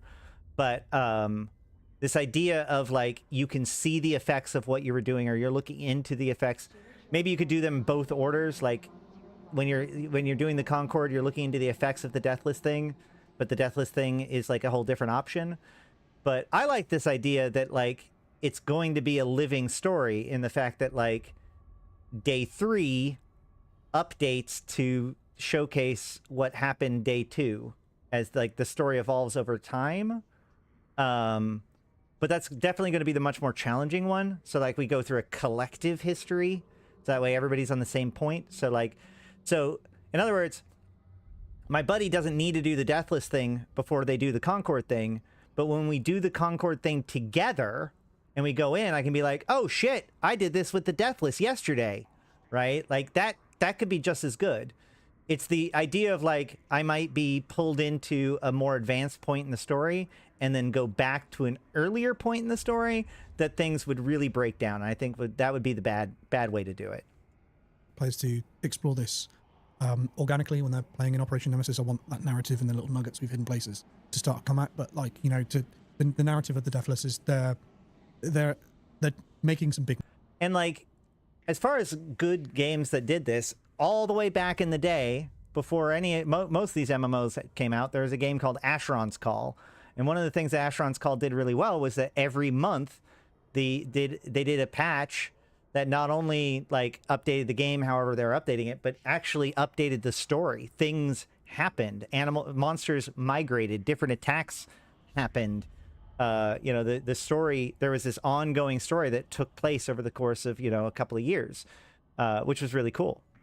Movements. Whilst they are some upstart players here, they're moving towards building something that is going to be a game changer in the universe of New Eden. And certain organizations are starting to find out that these things are being constructed, and that there is actually the Deathless is more organized than they thought. There is this high table of the Deathless, and this organizational structure is something that is going to be really important in the game in time to come, and what they're building is going to be a key player in how players exist in this universe. And the amount of developer like manually updating things versus like an AI managing to manage the story, like you're right, the AI driven story, as I've said before with Eve, like what CCP really wants from Eve is a game of Stellaris where like all of the NPCs are playing a game of Stellaris and we live in that universe, and so we can impact that universe in big and small ways. But the AI that's managing the different empires, their wants, their needs, their goals, their strategies, etc., is as dynamic as possible, thus giving impact to our decisions within that framework. And having these little narrative nuggets, that the things that are going to be big parts of the game in years to come, even in Operation Nemesis, the expeditions that you're doing, you're starting to help that. You're starting to build that on. It's you're feeding into the early parts of the narrative of what's going to be shaping New Eden and shaping Vanguard in years to come, just by.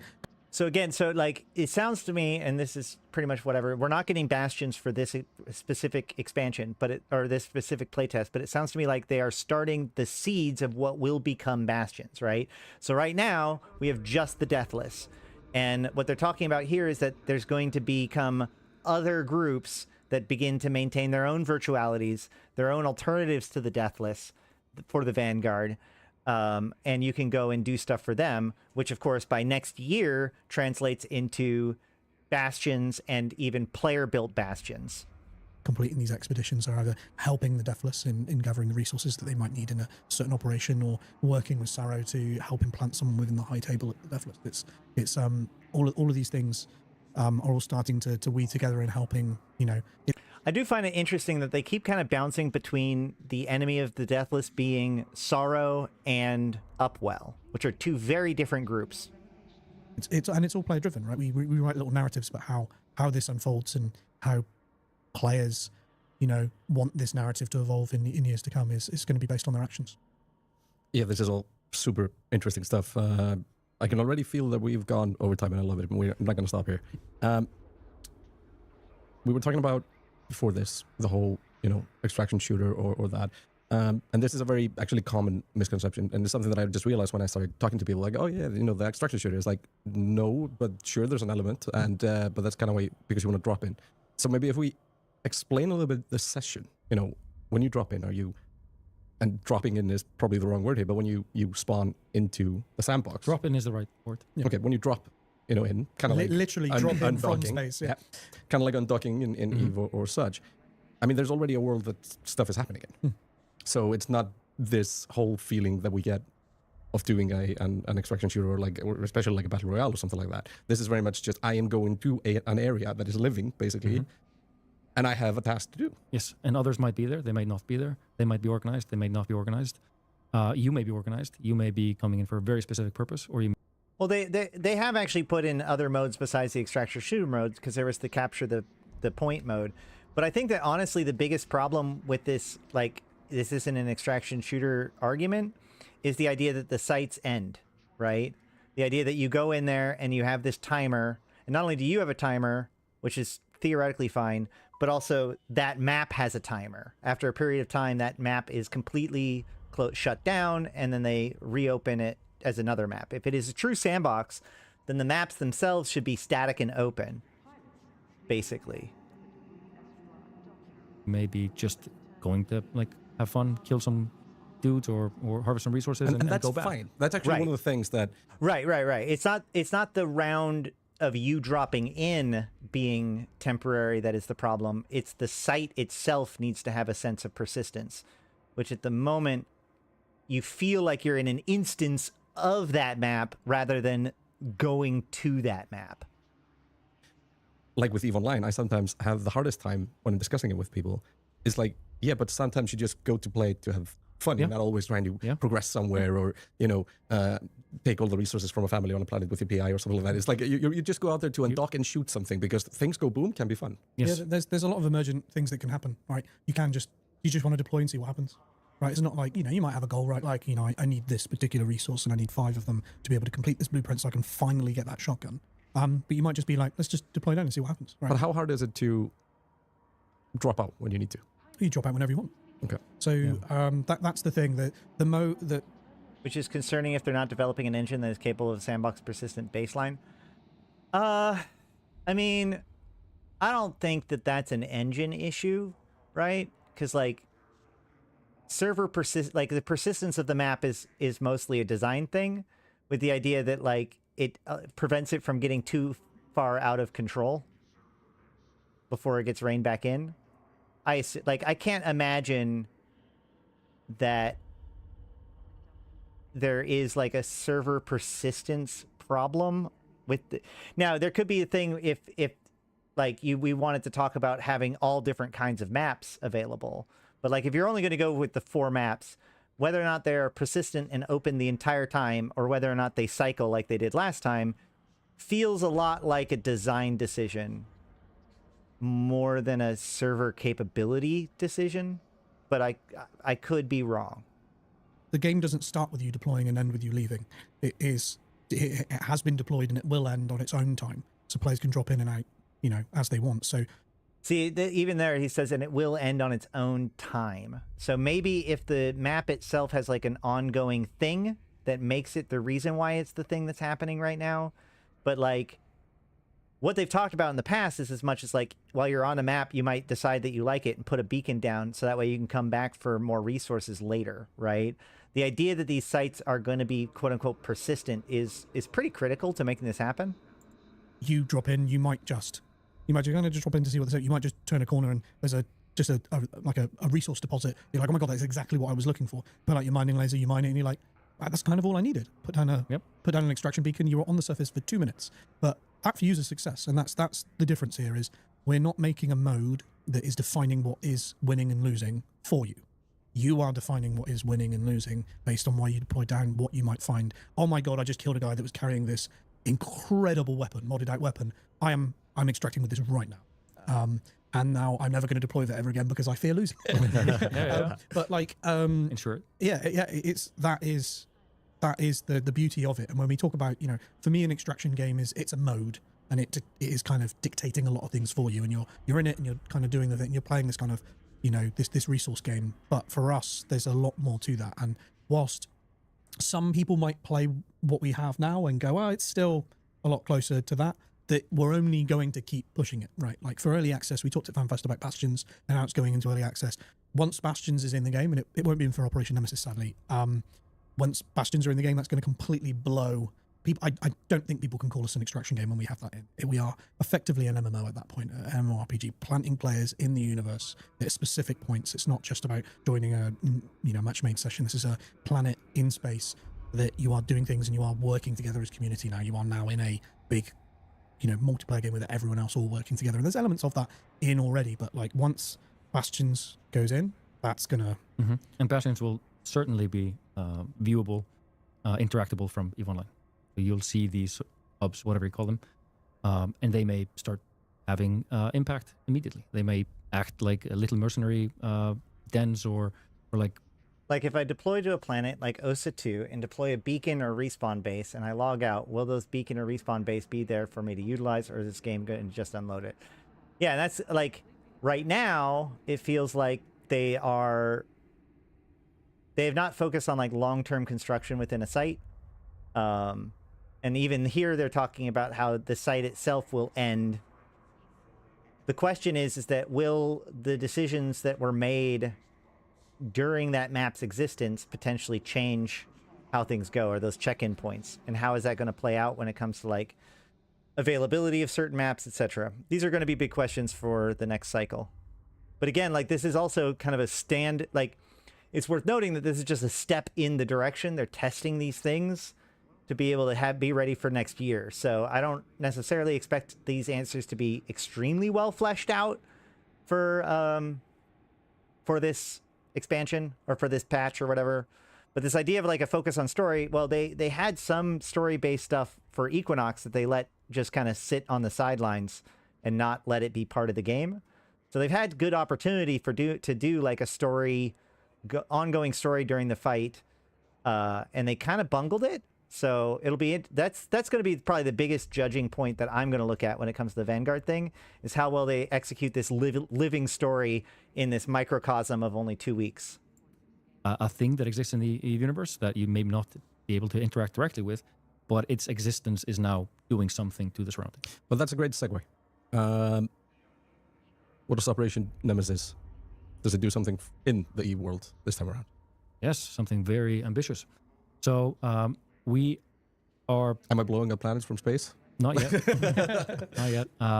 So we have been asked a lot about what's the Eve link? What's going to connect the games? And the answer is everything and nothing. There is going to be no special thing that's just the link. We are going to build one thread at a time, which has either like one game affecting the other, or back to the other game, or some kind of dynamic connection that's tying both of them together. So we have, for the first 2 events, we had the Insurgency connection, where Vanguard activity in the game actually either helped or didn't help the pirate insurgencies on the Online side. So that was a mostly a technical test to make sure that we could do this, so the games could listen to each other and interact and kind of respond to those. So this time around, we're going to evolve that connection. We would certainly want to keep the other one evergreen with early access, but now we're kind of putting the focus on a new type of connection, and it's more economic. One, I would say, would be kind of combat, impact, universe impacting thing. But the biggest question has always been, what about the economy? So we're going to create a very interesting economic, I would say, experiment with this event. It's time limited. It's perfect to do experimentation, but we're going to see how Vanguard activity can actually influence some of the economic factors of EVE Online. I'd rather not say what specifically it is, but it's very interesting. Very interesting beat. And when can we announce that, or do we want people just to find out as it goes through? I assume there's going to be some communication, either at devblog or... So I'm going to guess that this is basically like a race for the hives kind of event type of thing, where basically different groups are going to want things to be done in Vanguard, and depending on which groups are gaining support in the Vanguard tasks, that will reflect on those groups is what they're doing in EVE. So, or a further podcast or something to specifically call that out. Yeah. Can't wait. Me neither. And it's going to be the first of many. I just want to keep echoing that point, like that there's not one connection. When Bastions goes in, how that's connected to the universe, we'll keep experimenting and moving the dial on economic.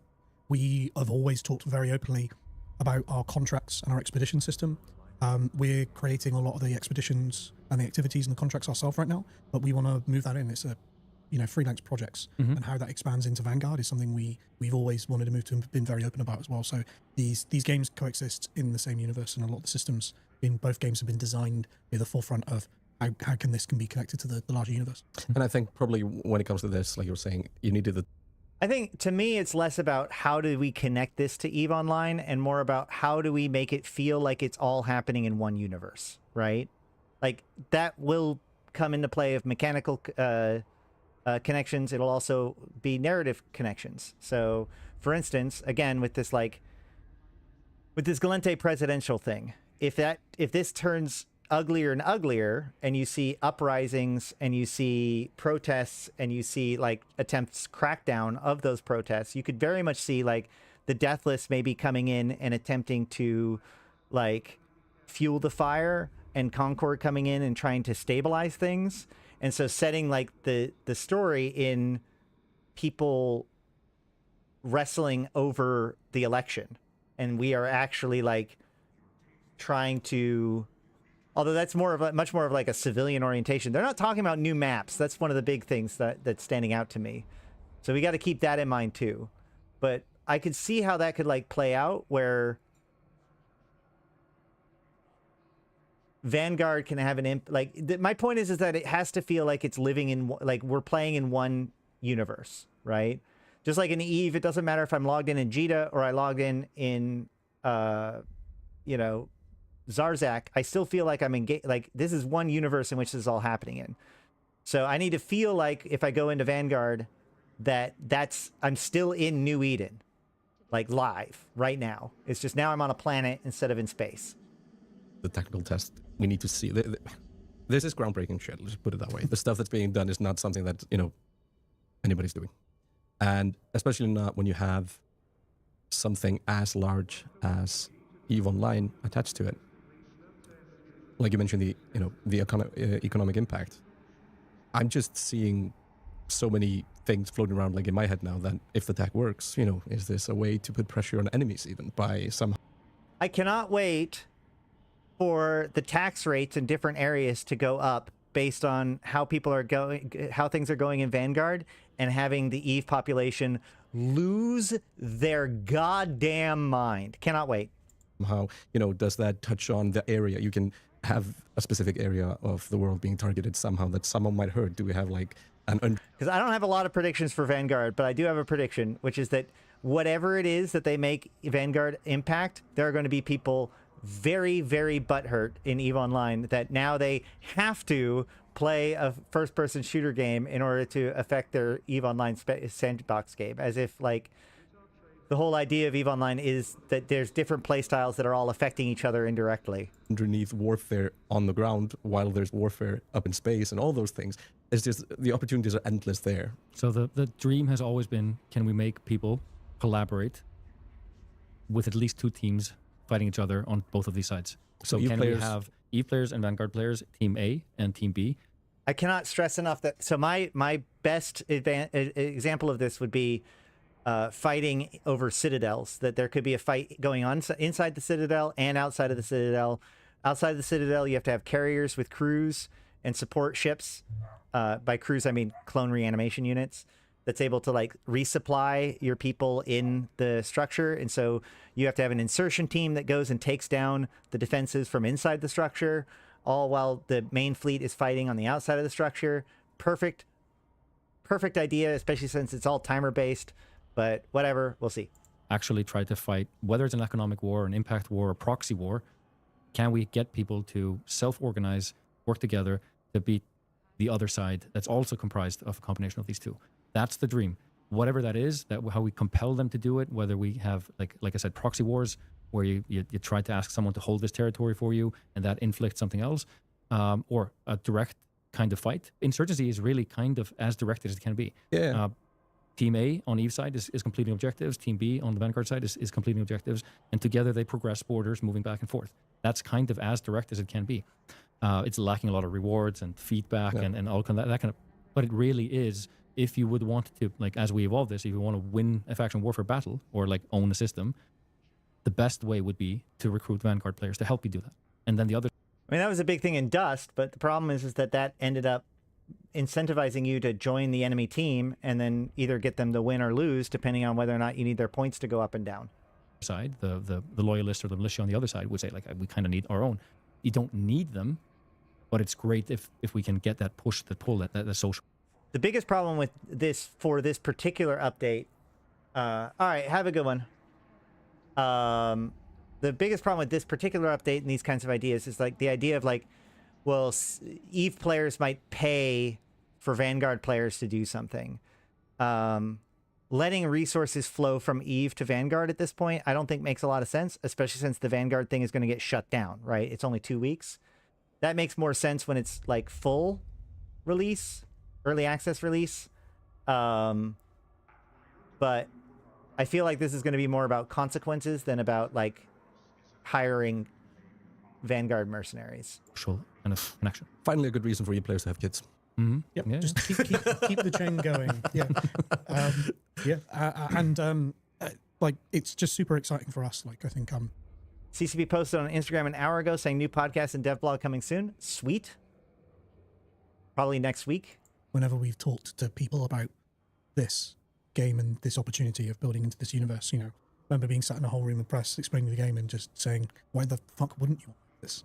Right. So it's like super exciting for us, and some of the ideas and how the systems that we're making in Vanguard, how they sit in the universe. What does, you know, territorial fights look like, you know, across PvE, async PvP, and all of these things. All like we're just, it's kind of like a lab feeling at the moment, and we can just keep experimenting with these things whilst we're kind of in some of these kind of safer grounds. Early access as well will, you know, permit us some space and some room to try a little bit over here, try a little bit over here, and just build out that tree. I really think it's going to be direct. Like, they've been putting in a lot of tools where they could do something like changing the taxes in different areas depending on the results of things. We'll see. I mean, I've been going to that idea for a long time now, so that's probably like its own bias or whatever, but like they're talking about having economic impacts in EVE. So I can only assume that it has something to do with like the various levers of the economy that exists over there. Mercenary dens themselves are not actually particularly interesting to the EVE population as a whole. They're interesting to a subset of people that farm them. It's like a minor activity as opposed to a core mechanic like, say, skyhooks even are.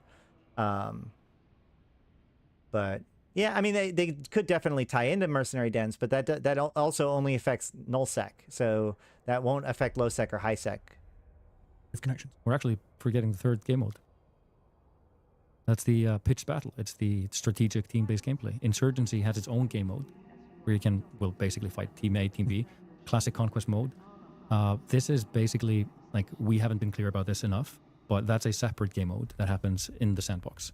You can simply avoid all the sandbox, all the crafting, all that stuff. If you just want to do 8v8 or whatever, 9v9, you can do that forever. You can just, if you want to relive some kind of like a dust nostalgia feeling, you can just go do that with your core 80. If you want a better weapon or better gear, go do the grind the sandbox. But if you just want to do Team A versus Team B, you can do that the whole event. Sweet. I just want to fly a dropship. Let's just frame I just want to fly a dropship and not get shot down by free missile launchers. this to final. Let's summarize. Operation Nemesis. It's a timed event. Kicking off September 16th. It's open to everyone.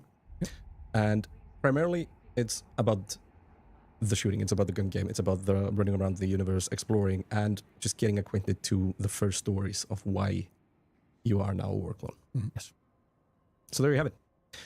September 16th, we're going to continue these now leading up to Operation Nemesis. Guys, thank you for stopping by. And make sure to drop questions and such on Discord if there's something you guys want to have answered on later episodes. But CZB Colin, CZB Rotati, let's go play. All right. Cool. Yay. All right.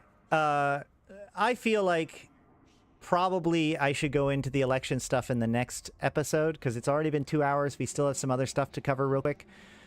So let's just go ahead and wrap up today's thing, and then we will jump into it. Because let me tell you, man, like,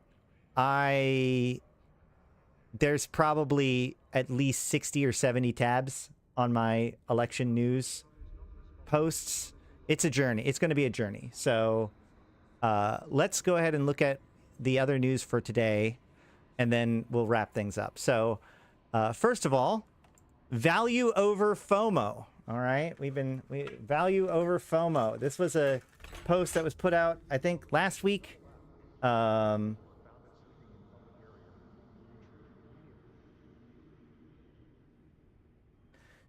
Yeah, value over FOMO was a post that was put out on the 24th. So actually more than a week. Jesus. Okay, well, you know, maybe it's been a little while since I've streamed. Anywho, so I did want to definitely cover this up, cover this because it's like an interesting ideological change for how things have been working. So, valued players, in our most recent blog about monetization in EVE Online, we talked about the global Plex market system and goods and broader effort to reduce friction in the economy. Today, we want to revisit the Omega side of the equation and look at its value, especially for new players, purchasing patterns, and product structure. In addition, we would like to delve into the details of some cleanup work that has been triggered on this product catalog and in general, and the multi-character training product in particular. Our previous blogs have created some great conversations and given us a lot to work with, so we want to continue and dive a bit deeper into the reasoning behind it for our more detailed-oriented readers. Omega metagame. Over time, the way that we monetize live ops and EVE Online has resulted in the creation of a separate meta, especially around the purchasing of Omega. This is a pattern of buying discounted Plex during sales and then using it to buy Omega in the in-game New Eden store when it's on discount, stacking deals, timing purchases, and optimizing the system like a spreadsheet. It is perhaps not surprising that this level of efficiency has been exhibited by expert players of a game that is now an official has an official Microsoft Excel add-in, extracting the most value from our cycles of sales and prices. This is absolutely true, and you could argue that this has been something that has been around for a long time. I will say that just anecdotally, the amount that people have discussed this kind of thing and the amount that it has been noted as having impact on the overall market has been a lot more since Pearl Abyss took over, right? Pearl Abyss changed, like, we can see like there's a stronger focus on sales. Before, there used to be kind of a couple of pretty rudimentary sales that you could get used to, like 3 months of Omega and 3 MCT at the same time. You know, big Plex packs that like ask you to get like a year's worth of Plex all at once, or year's worth of game time all at once, or whatever. You know, those always existed. But this idea of like Plex sales and Omega sales happening close enough together and often enough that like people consider buying the Plex on sale and then buying the Omega on sale, and then those two combined actually end up giving you a better value than if you just bought the Omega on sale with cash. Like, it's created this weird, like, that has definitely become kind of a more,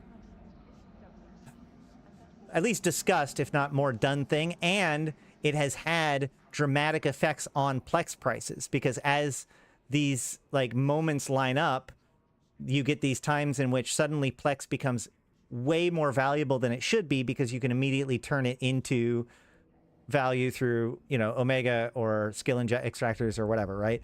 And so we get these we've seen times where they'll have a Plex sale, but because there's some other piece to it like that, the price of Plex actually goes up because so many people want to use that Plex to turn it into things like Omega and stuff like that at that exact moment. Okay. So this clever tactic has mostly been utilized by our veteran community, who often have the in-game resources to make speculative investments in things like Plex and or skill extractors.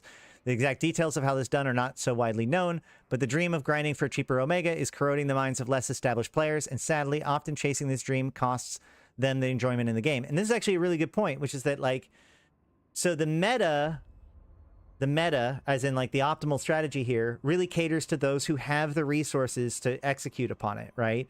Both time, money, and in-game resources, or, you know, whatever, some combination of those. But because that meta has crystallized and become more pronounced, what that does is it actually functions as a disadvantage for anybody who's not able to take those advantages, right? So as I said, like, for the people that are just trying to get by, the price of Plex suddenly skyrocketing because there's some weird niche way of translating Plex into Omega that's super efficient right this exact second, doesn't help them at all, right? They're just screwed. So I can see this problem pretty significant. You know, I agree with this problem. Many players have openly shared that they dislike the feeling of being forced into playing the waiting game to access consistent progression or convenience, and we agree. On one hand, it works in our favor, but on the other, it hampers what we were aiming to achieve with EVE economic health and player happiness. Like, again, like at one point, it was just like, there's the one thing where like every 3 months, there is a 3-month, there's a sale that gives you 3 months of game time and 3 months of MCT for the same cost as 3 months of game time. And that happened about every 3 months. And so, like, people did, like, if you wanted to plan around that, you could plan around that. But the number of sales and the kinds of sales that we've seen in the last couple of years have blown that wide open. The most common suggestion that we hear is just lower the prices or run fewer sales. We understand why. However, pricing in today's global economy, especially in a single-sharded game with a player-driven market, isn't that straightforward. Fluctuating exchange rates, global platform regulations, and shifty player behaviors all play a role. At the same time, it's no more challenging than EVE, and we are committed to trying new things and providing meaningful choices and options for your feedback. So 1 month Omega and bonus items. You probably have already noticed our first step. 1 month Omega in both the Eve store and Ness now comes with some extra, a few handy extras at no extra cost. So now if you get 1 month of Omega in either way, you get 100,000 skill points, a Cerebral Accelerator, a Glamourix booster, and 2 agency support drops. Now, the couple things that are worth noting in this is just more free skill points out of nothing, although we've kind of crossed that Rubicon. Actually, this could theoretically help out with people that just do like skill farms and so maintain a bunch of Omega based on selling their own skill points. Yes, it does give them extra skill points to sell, but it doesn't give them a whole extra skill extractor worth. And furthermore, just more skill points in the system and CCP providing more skill points lowers the demand on those skill points, potentially. But the other big one, the really big one, is Glamourix boosters. Glamourix boosters, they're one of those things that show up every once in a while, especially with events like the Eve birthday event, you know, with the Capsuleer Day. You usually see these. But what these do is they increase your social skills. So like increases to standings are amplified when you're under Glamourix. And historically, Glamourixes have only ever been short-term stuff, right? Like Glamourixes, when they're introduced, always expire after a period of time, because the idea is that like a good example is burner missions. Like people who do burner missions have a tendency to try to like, they have to cancel a bunch of missions in order to get the burner missions. And so the nice thing is that the Glamourix allows them to burn through standings a lot faster because they can increase their standings faster using Glamourixes. And so this has always been kind of a balancing thing, that you don't necessarily want Glamourixes to exist all the time in the universe, but be a thing that's only available at some certain points of time. Well, guess what? That's over. They're now available all the time. And that is like what probably the low-key big deal that comes out of this event or this change is the fact that now Glamourixes are just a thing that exists that people can get at any given time. You don't have to worry about how, you know, an event or, you know, whatever. Glamourix boosters, by the way, one of the other things is that these work on the SOE Epic Arc, which is a good way to get faction standings. And SOE Epic Arc can be shared, so somebody can do the SOE Epic Arc for you, and then at the last second, bring you into the fleet, and then complete it for the faction that you want standings for. You inject a Glamourix booster beforehand, that boosts your standings gain, and that doesn't derive, so that's a really solid way of getting faction standings. But yeah, Glamourix boosters are really, really powerful for people that want to manipulate their standings for various reasons. It does not affect Triglavian or Edencom standings, because those are not affected by social skills. Only the standings that are affected by your social skills, like how much you gain when with those social skills, are affected by Glamourix boosters. All right, we primarily designed this with both new and returning players in mind, including bonus items that will help progress quicker and get more fun from their Omega time early on. We want to see if this approach works better than simply offering discounts, and as a result from these tend to be hard to quantify. They encourage bad purchasing habits and open the door for abuse. The Alt Omega discount will remain the same for now, as it appears to fulfill the purpose of providing cheaper Omega to customers with multiple accounts, but please do share what you think of them in light of the above. I have always don't like the idea of like Alt Omega discounts, just because I don't think that we should be rewarding massive multi-boxing, but that's just me. We've always been discussing our ongoing effort to develop the next starter product for complete beginners. Stay tuned. Okay, Omega and Plex bundles. At the end of June, we tested building longer Omega subscriptions with Plex. The design inspired by one of the most frequently requested features. The experiment was targeted, but we observed solid conversion and got good feedback. So now we're scaling it up. New bundles will be available globally for 2 weeks. So I think this is actually over, but I don't know if there's been a follow-up to this. So how it compares to the existing Omega options. So for just under $50, you would get 30 months. Now, 3 months. You now get 3 months and 250 Plex for $48. 6 months, and 500 Plex. So actually 7 months for $2 cheaper. I actually really like this idea where even the Omega packs come with extra Plex, because just having more Plex floating in the system is not bad, especially when we're asking people to use Plex on a more of like an ongoing day-to-day basis for things like Skinner and stuff. That makes sense. The price of new bundles are lower than the old packs, and they now contain Plex. Does anybody know how this followed up? I'm assuming that we don't, like, these are not the way it is now? Because this was over 2 weeks ago, right? Hold on.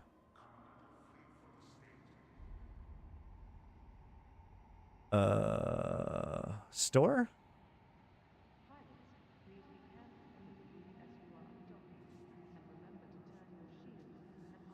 Yeah. So right now, they're just back to the way that they were. We'll have to see what they say about it in the future. All right, store catalog cleanup. MCT 50% off. Perhaps when looking at the table above, you got the same feeling that we did when working on this. A simpler, more honest, and less digit-heavy price catalog is quite neat. Do not waste this good energy. To not waste this good energy, we went all in and did some rebalancing on the global product catalog across EVE and NES. Simplifying prices removal by removing outdated 99-cent endings across the board. That's kind of handy. Relic of a bygone economy. Rebalancing dollars and Plex prices based on recent exchange rate shifts and market realities. I do know that they have been doing some work when it comes to like different exchange rates, which some people have been pretty happy about. Better cataloging on lower priced offerings for new players. For example, 250 Plex for $12.49 is now 200 Plex for $10. That's cool that they like are willing to round down for some of these things. Although that does mean, wait, that means, so 250 Plex for $12.49 is 200 Plex for 10. Oh, 200 Plex for 10. Okay, so that makes more sense.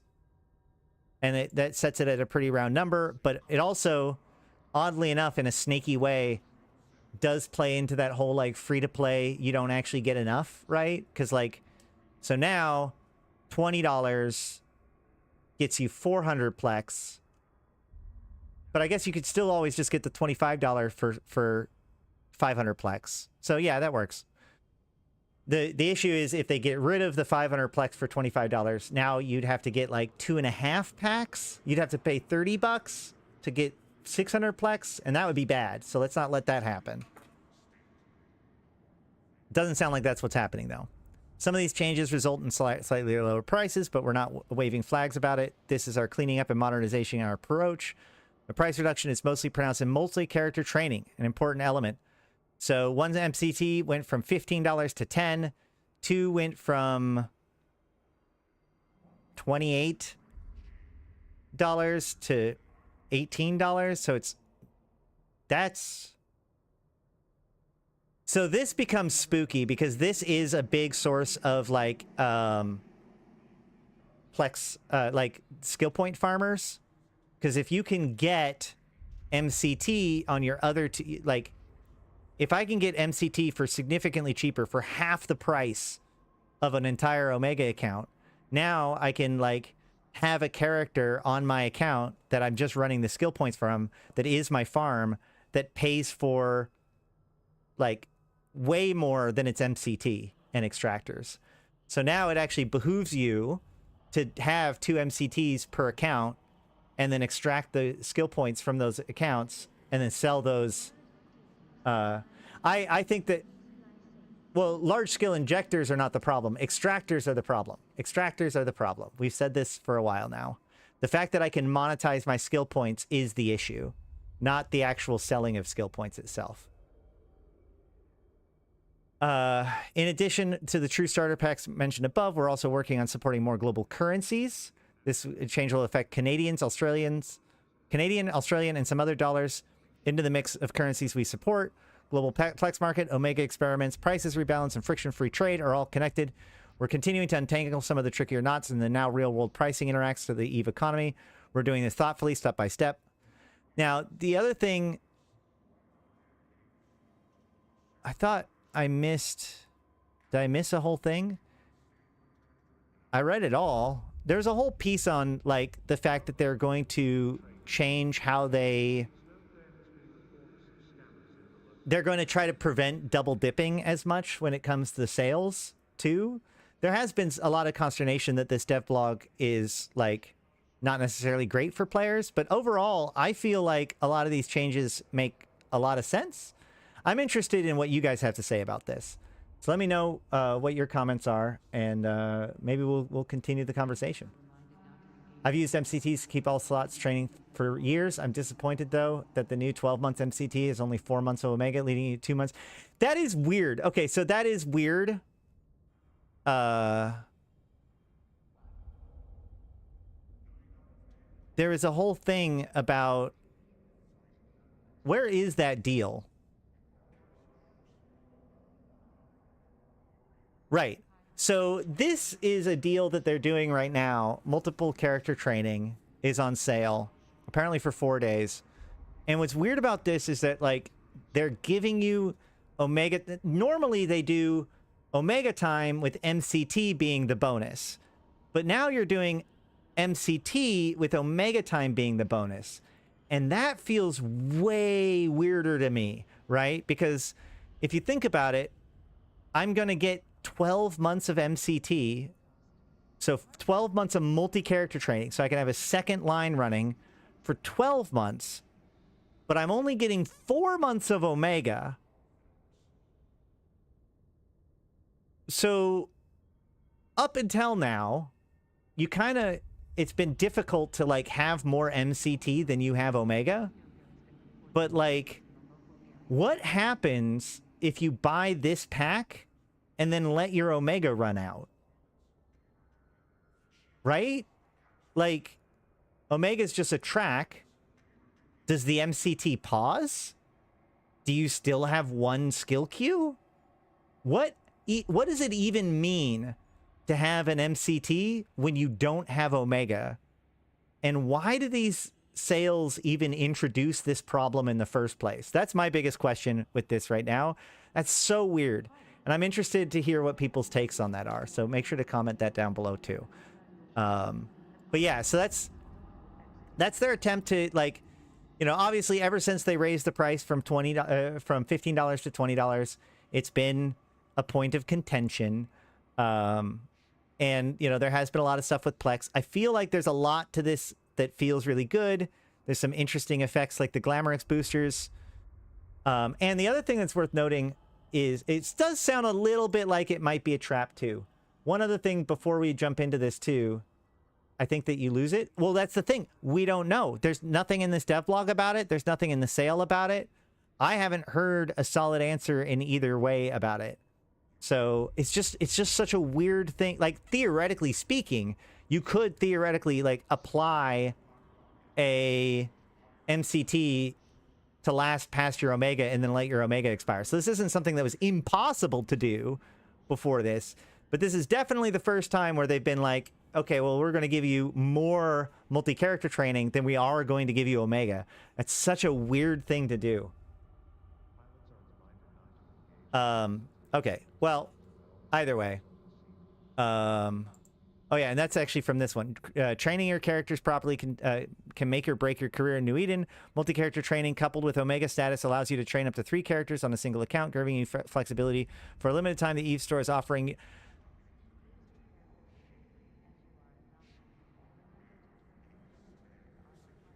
Wait.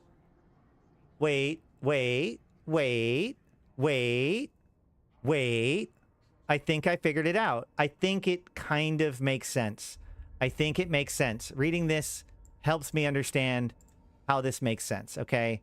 So, if we go back to the sale... Right. Okay.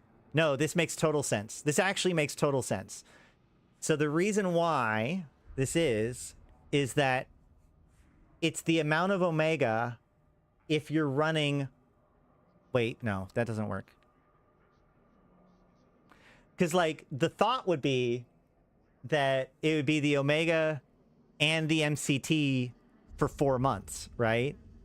So, but that would be 8 months of MCT plus 4 months of Omega, right? So the assumption would be like, oh, well, it's 3 times because that's the other lines for that account, which that would make sense. But that actually doesn't make sense because they gave you 3 times and Omega. Omega is that first line.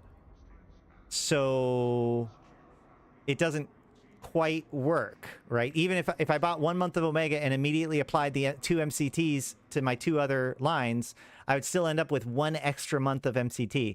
But it does kind of give the hint that, like, I think that they're looking at MCT as like a pool that you have banked, and any time that you are training a second account, you are consuming that pool. Is that how MCT works right now? Like, if I get an MCT and I stop training, if I have an MCT and I'm training with the MCT for a day, and then I stop training my MCT, so I only have the 1 training line now, and I wait another day, do I still have 29 days of MCT, or do I now have 28 days of MCT? That's the question that I have. Like, is it activated and then just goes for that 30 days regardless of whether or not you use it? So, but does it consume regardless of whether or not you're using that line? That's my question. Because, like, if I'm buying this, especially like these packs, so I have an Omega, and I have, okay. Well, fuck, man. Okay, so, like, you would activate it 1 month at a time per line. Is there a UI for this? Hold on.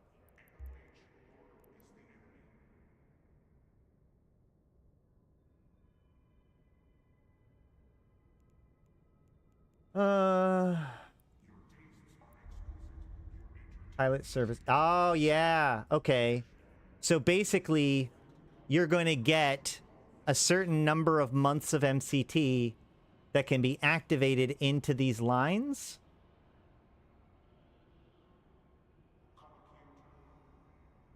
Maybe we should experiment with this at some point.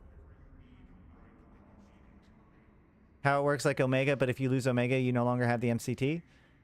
It's consumed regardless. Well, yeah, but my point is that, like, so I have 12 months of MCT. I could get 12 months of 1 additional track, or I could get 6 months of 2 additional tracks, right? So it depends on how many tracks I have activated, but once it's active for that whole month.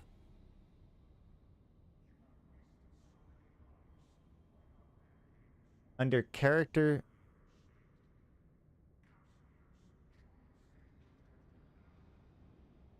Well, I mean, yeah, pilot services, right?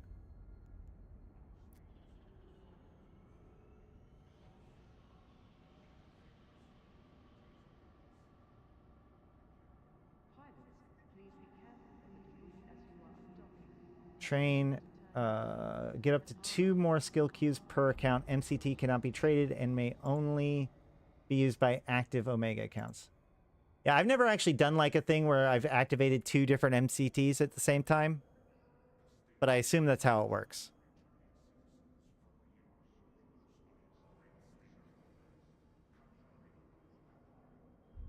And the end date did not change. All right. Yeah, so I guess it consumes it 30 days at a time. That's interesting. There's probably a lot of nuance to this, but I'm not a big MCT guy. Historically, might be worth checking out. But if somebody does know, please let me know in the comments below or whatever. We'll look at it. All right. And then, for example, the 12-month plus 4 Omega deal, you could activate 1 line for 4 months and another line and in another 8 months. Yeah, okay. But either way, if your Omega runs out, it all burns. Okay. The last thing I do want to talk about, and this is another thing that I kind of have missed a little bit, but Carbon 1.0 rendering and physics mass test happened earlier this week. Yeah, the 12th of August. I missed it completely. I'm sorry. A mass test is happening on Singularity on 12th of August, and you're invited to help put recent changes. Destiny updates are integral to gameplay in EVE Online, whether you move around in space, whether you are orbiting an asteroid, warping to gate, or carefully maneuvering your ship for optimal combat performance. Destiny updates are how the server communicates the position and movement of objects in space to your client. The build towards a future... We talked about this when it came to, like... This is actually a really interesting thing to come out, given the last talk about, like, tie-dye and how, you know, how the server tries to handle things in order to make it so that tie-dye is less necessary, but is definitely necessary. But so Destiny is one of those subcomponents, and Destiny keeps track of the position of things during the combat simulation. To build towards a future where battle-happy Capsuleers can have bigger, more performant fleet fights, we have started a separate Destiny updates from other updates that get sent from the Solar System Manager to clients each tick. In the future, this will allow us to optimize these updates to deliver a smoother experience when a lot of things are happening on the server. That's actually really, really cool. And reminds me a lot of, like, in Unity, you have update, which is every frame, but then you have fixed update, which is every physics action. So physics may not necessarily apply to every single frame. So you've kind of got these two timelines in which things can be, like, addressed. And that helps things be way more performant. Upscaling allows a game client to render the game at lower resolution before upscaling it to a larger resolution. This allows higher FPS and negligible decrease in image quality. Ray tracing uses the dedicated hardware support of modern graphics cards to bring you the most accurate shadows we have ever had. It's particularly beneficial when there's a lot of assets in space spread over a large area. While systems and scene dependent, they can also be faster than the old shadow systems in some cases. So, after the initial test, the server will remain open until the 15th of August. So, till today, sorry. I wasn't there for this, so I don't know how well it went. But this is a big piece of, like, continually upgrading their graphic systems and their, like, the rendering systems. And again, like, the server state, right? Now they've kind of separated the server state of position and the actual combat simulation. They're splitting them out a little bit separately, which will allow them to scale things up better, but also make it so maybe the Eve client will remain more responsive as well, which is pretty cool. But I don't have too much to say about this one yet. But yeah, it definitely is a thing that happened. Okay. But I think that for now, we're going to call that good for the day. This is kind of catching up on everything else. I do want to go into the election stuff, but I don't necessarily want to start it 2.5 hours in and have it just go. So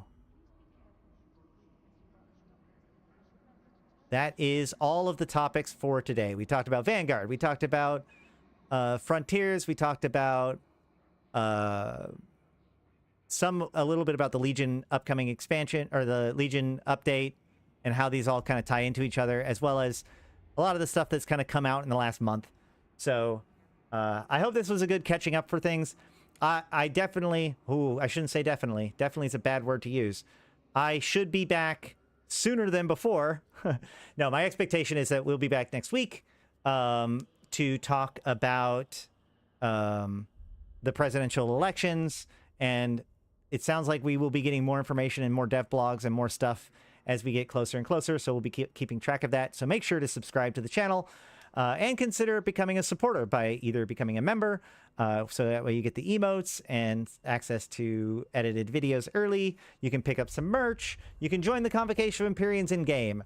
Or you can join our Discord and just come and hang out with us and ask questions and you know, say hi.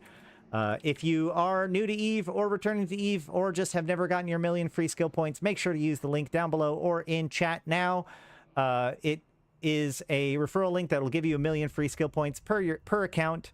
And that goes to people that help support my the stream and the Convocation of Empyreans, our staff and everything. All that said, I've been Ashrothi. I've been playing this game since 2010, talking about it since 2012, and I'm here to put EVE into context for you, my fellow Empyreans. Thank you guys so much for coming and checking out the stream and, you know, being here after all of this time. I definitely want to give special shout out to my top supporters. Can I pull this up yet? Oh, yes. My top supporters, including 745 MPSI, Arydanika the Queen, Bad Boy Smooth, who was here earlier and gave a big tip earlier. I appreciate that. Ebo Leet, Erladis, Alanje, Flash Gordon, May, Malik Starfire, Malin, Mercuton, Mayak, Neelam, LM1, Sheesh, and Rid. Thank you guys so much. If it helps, it is my birthday coming up next week. And obviously not being able to make any content recently has hurt my numbers. So if anybody's willing to help pitch in in particular this right now, please hit me up on Discord. That would be much appreciated. So that way, you know, I can keep doing this, which I really, really appreciate. I work for you guys. As of right now, I'm not doing any sponsorships, although I've thought about it and talked to some people about it. But like, more or less, I'm really proud of being able to do stuff for you guys based on your support. So if you like that, please consider supporting me by becoming a member or a PayPal tip or whatever. You can hit me up in Discord for more information. But all that said, I've been Ashrathi, the voice of New Eden. And until next time, I'll see you in space.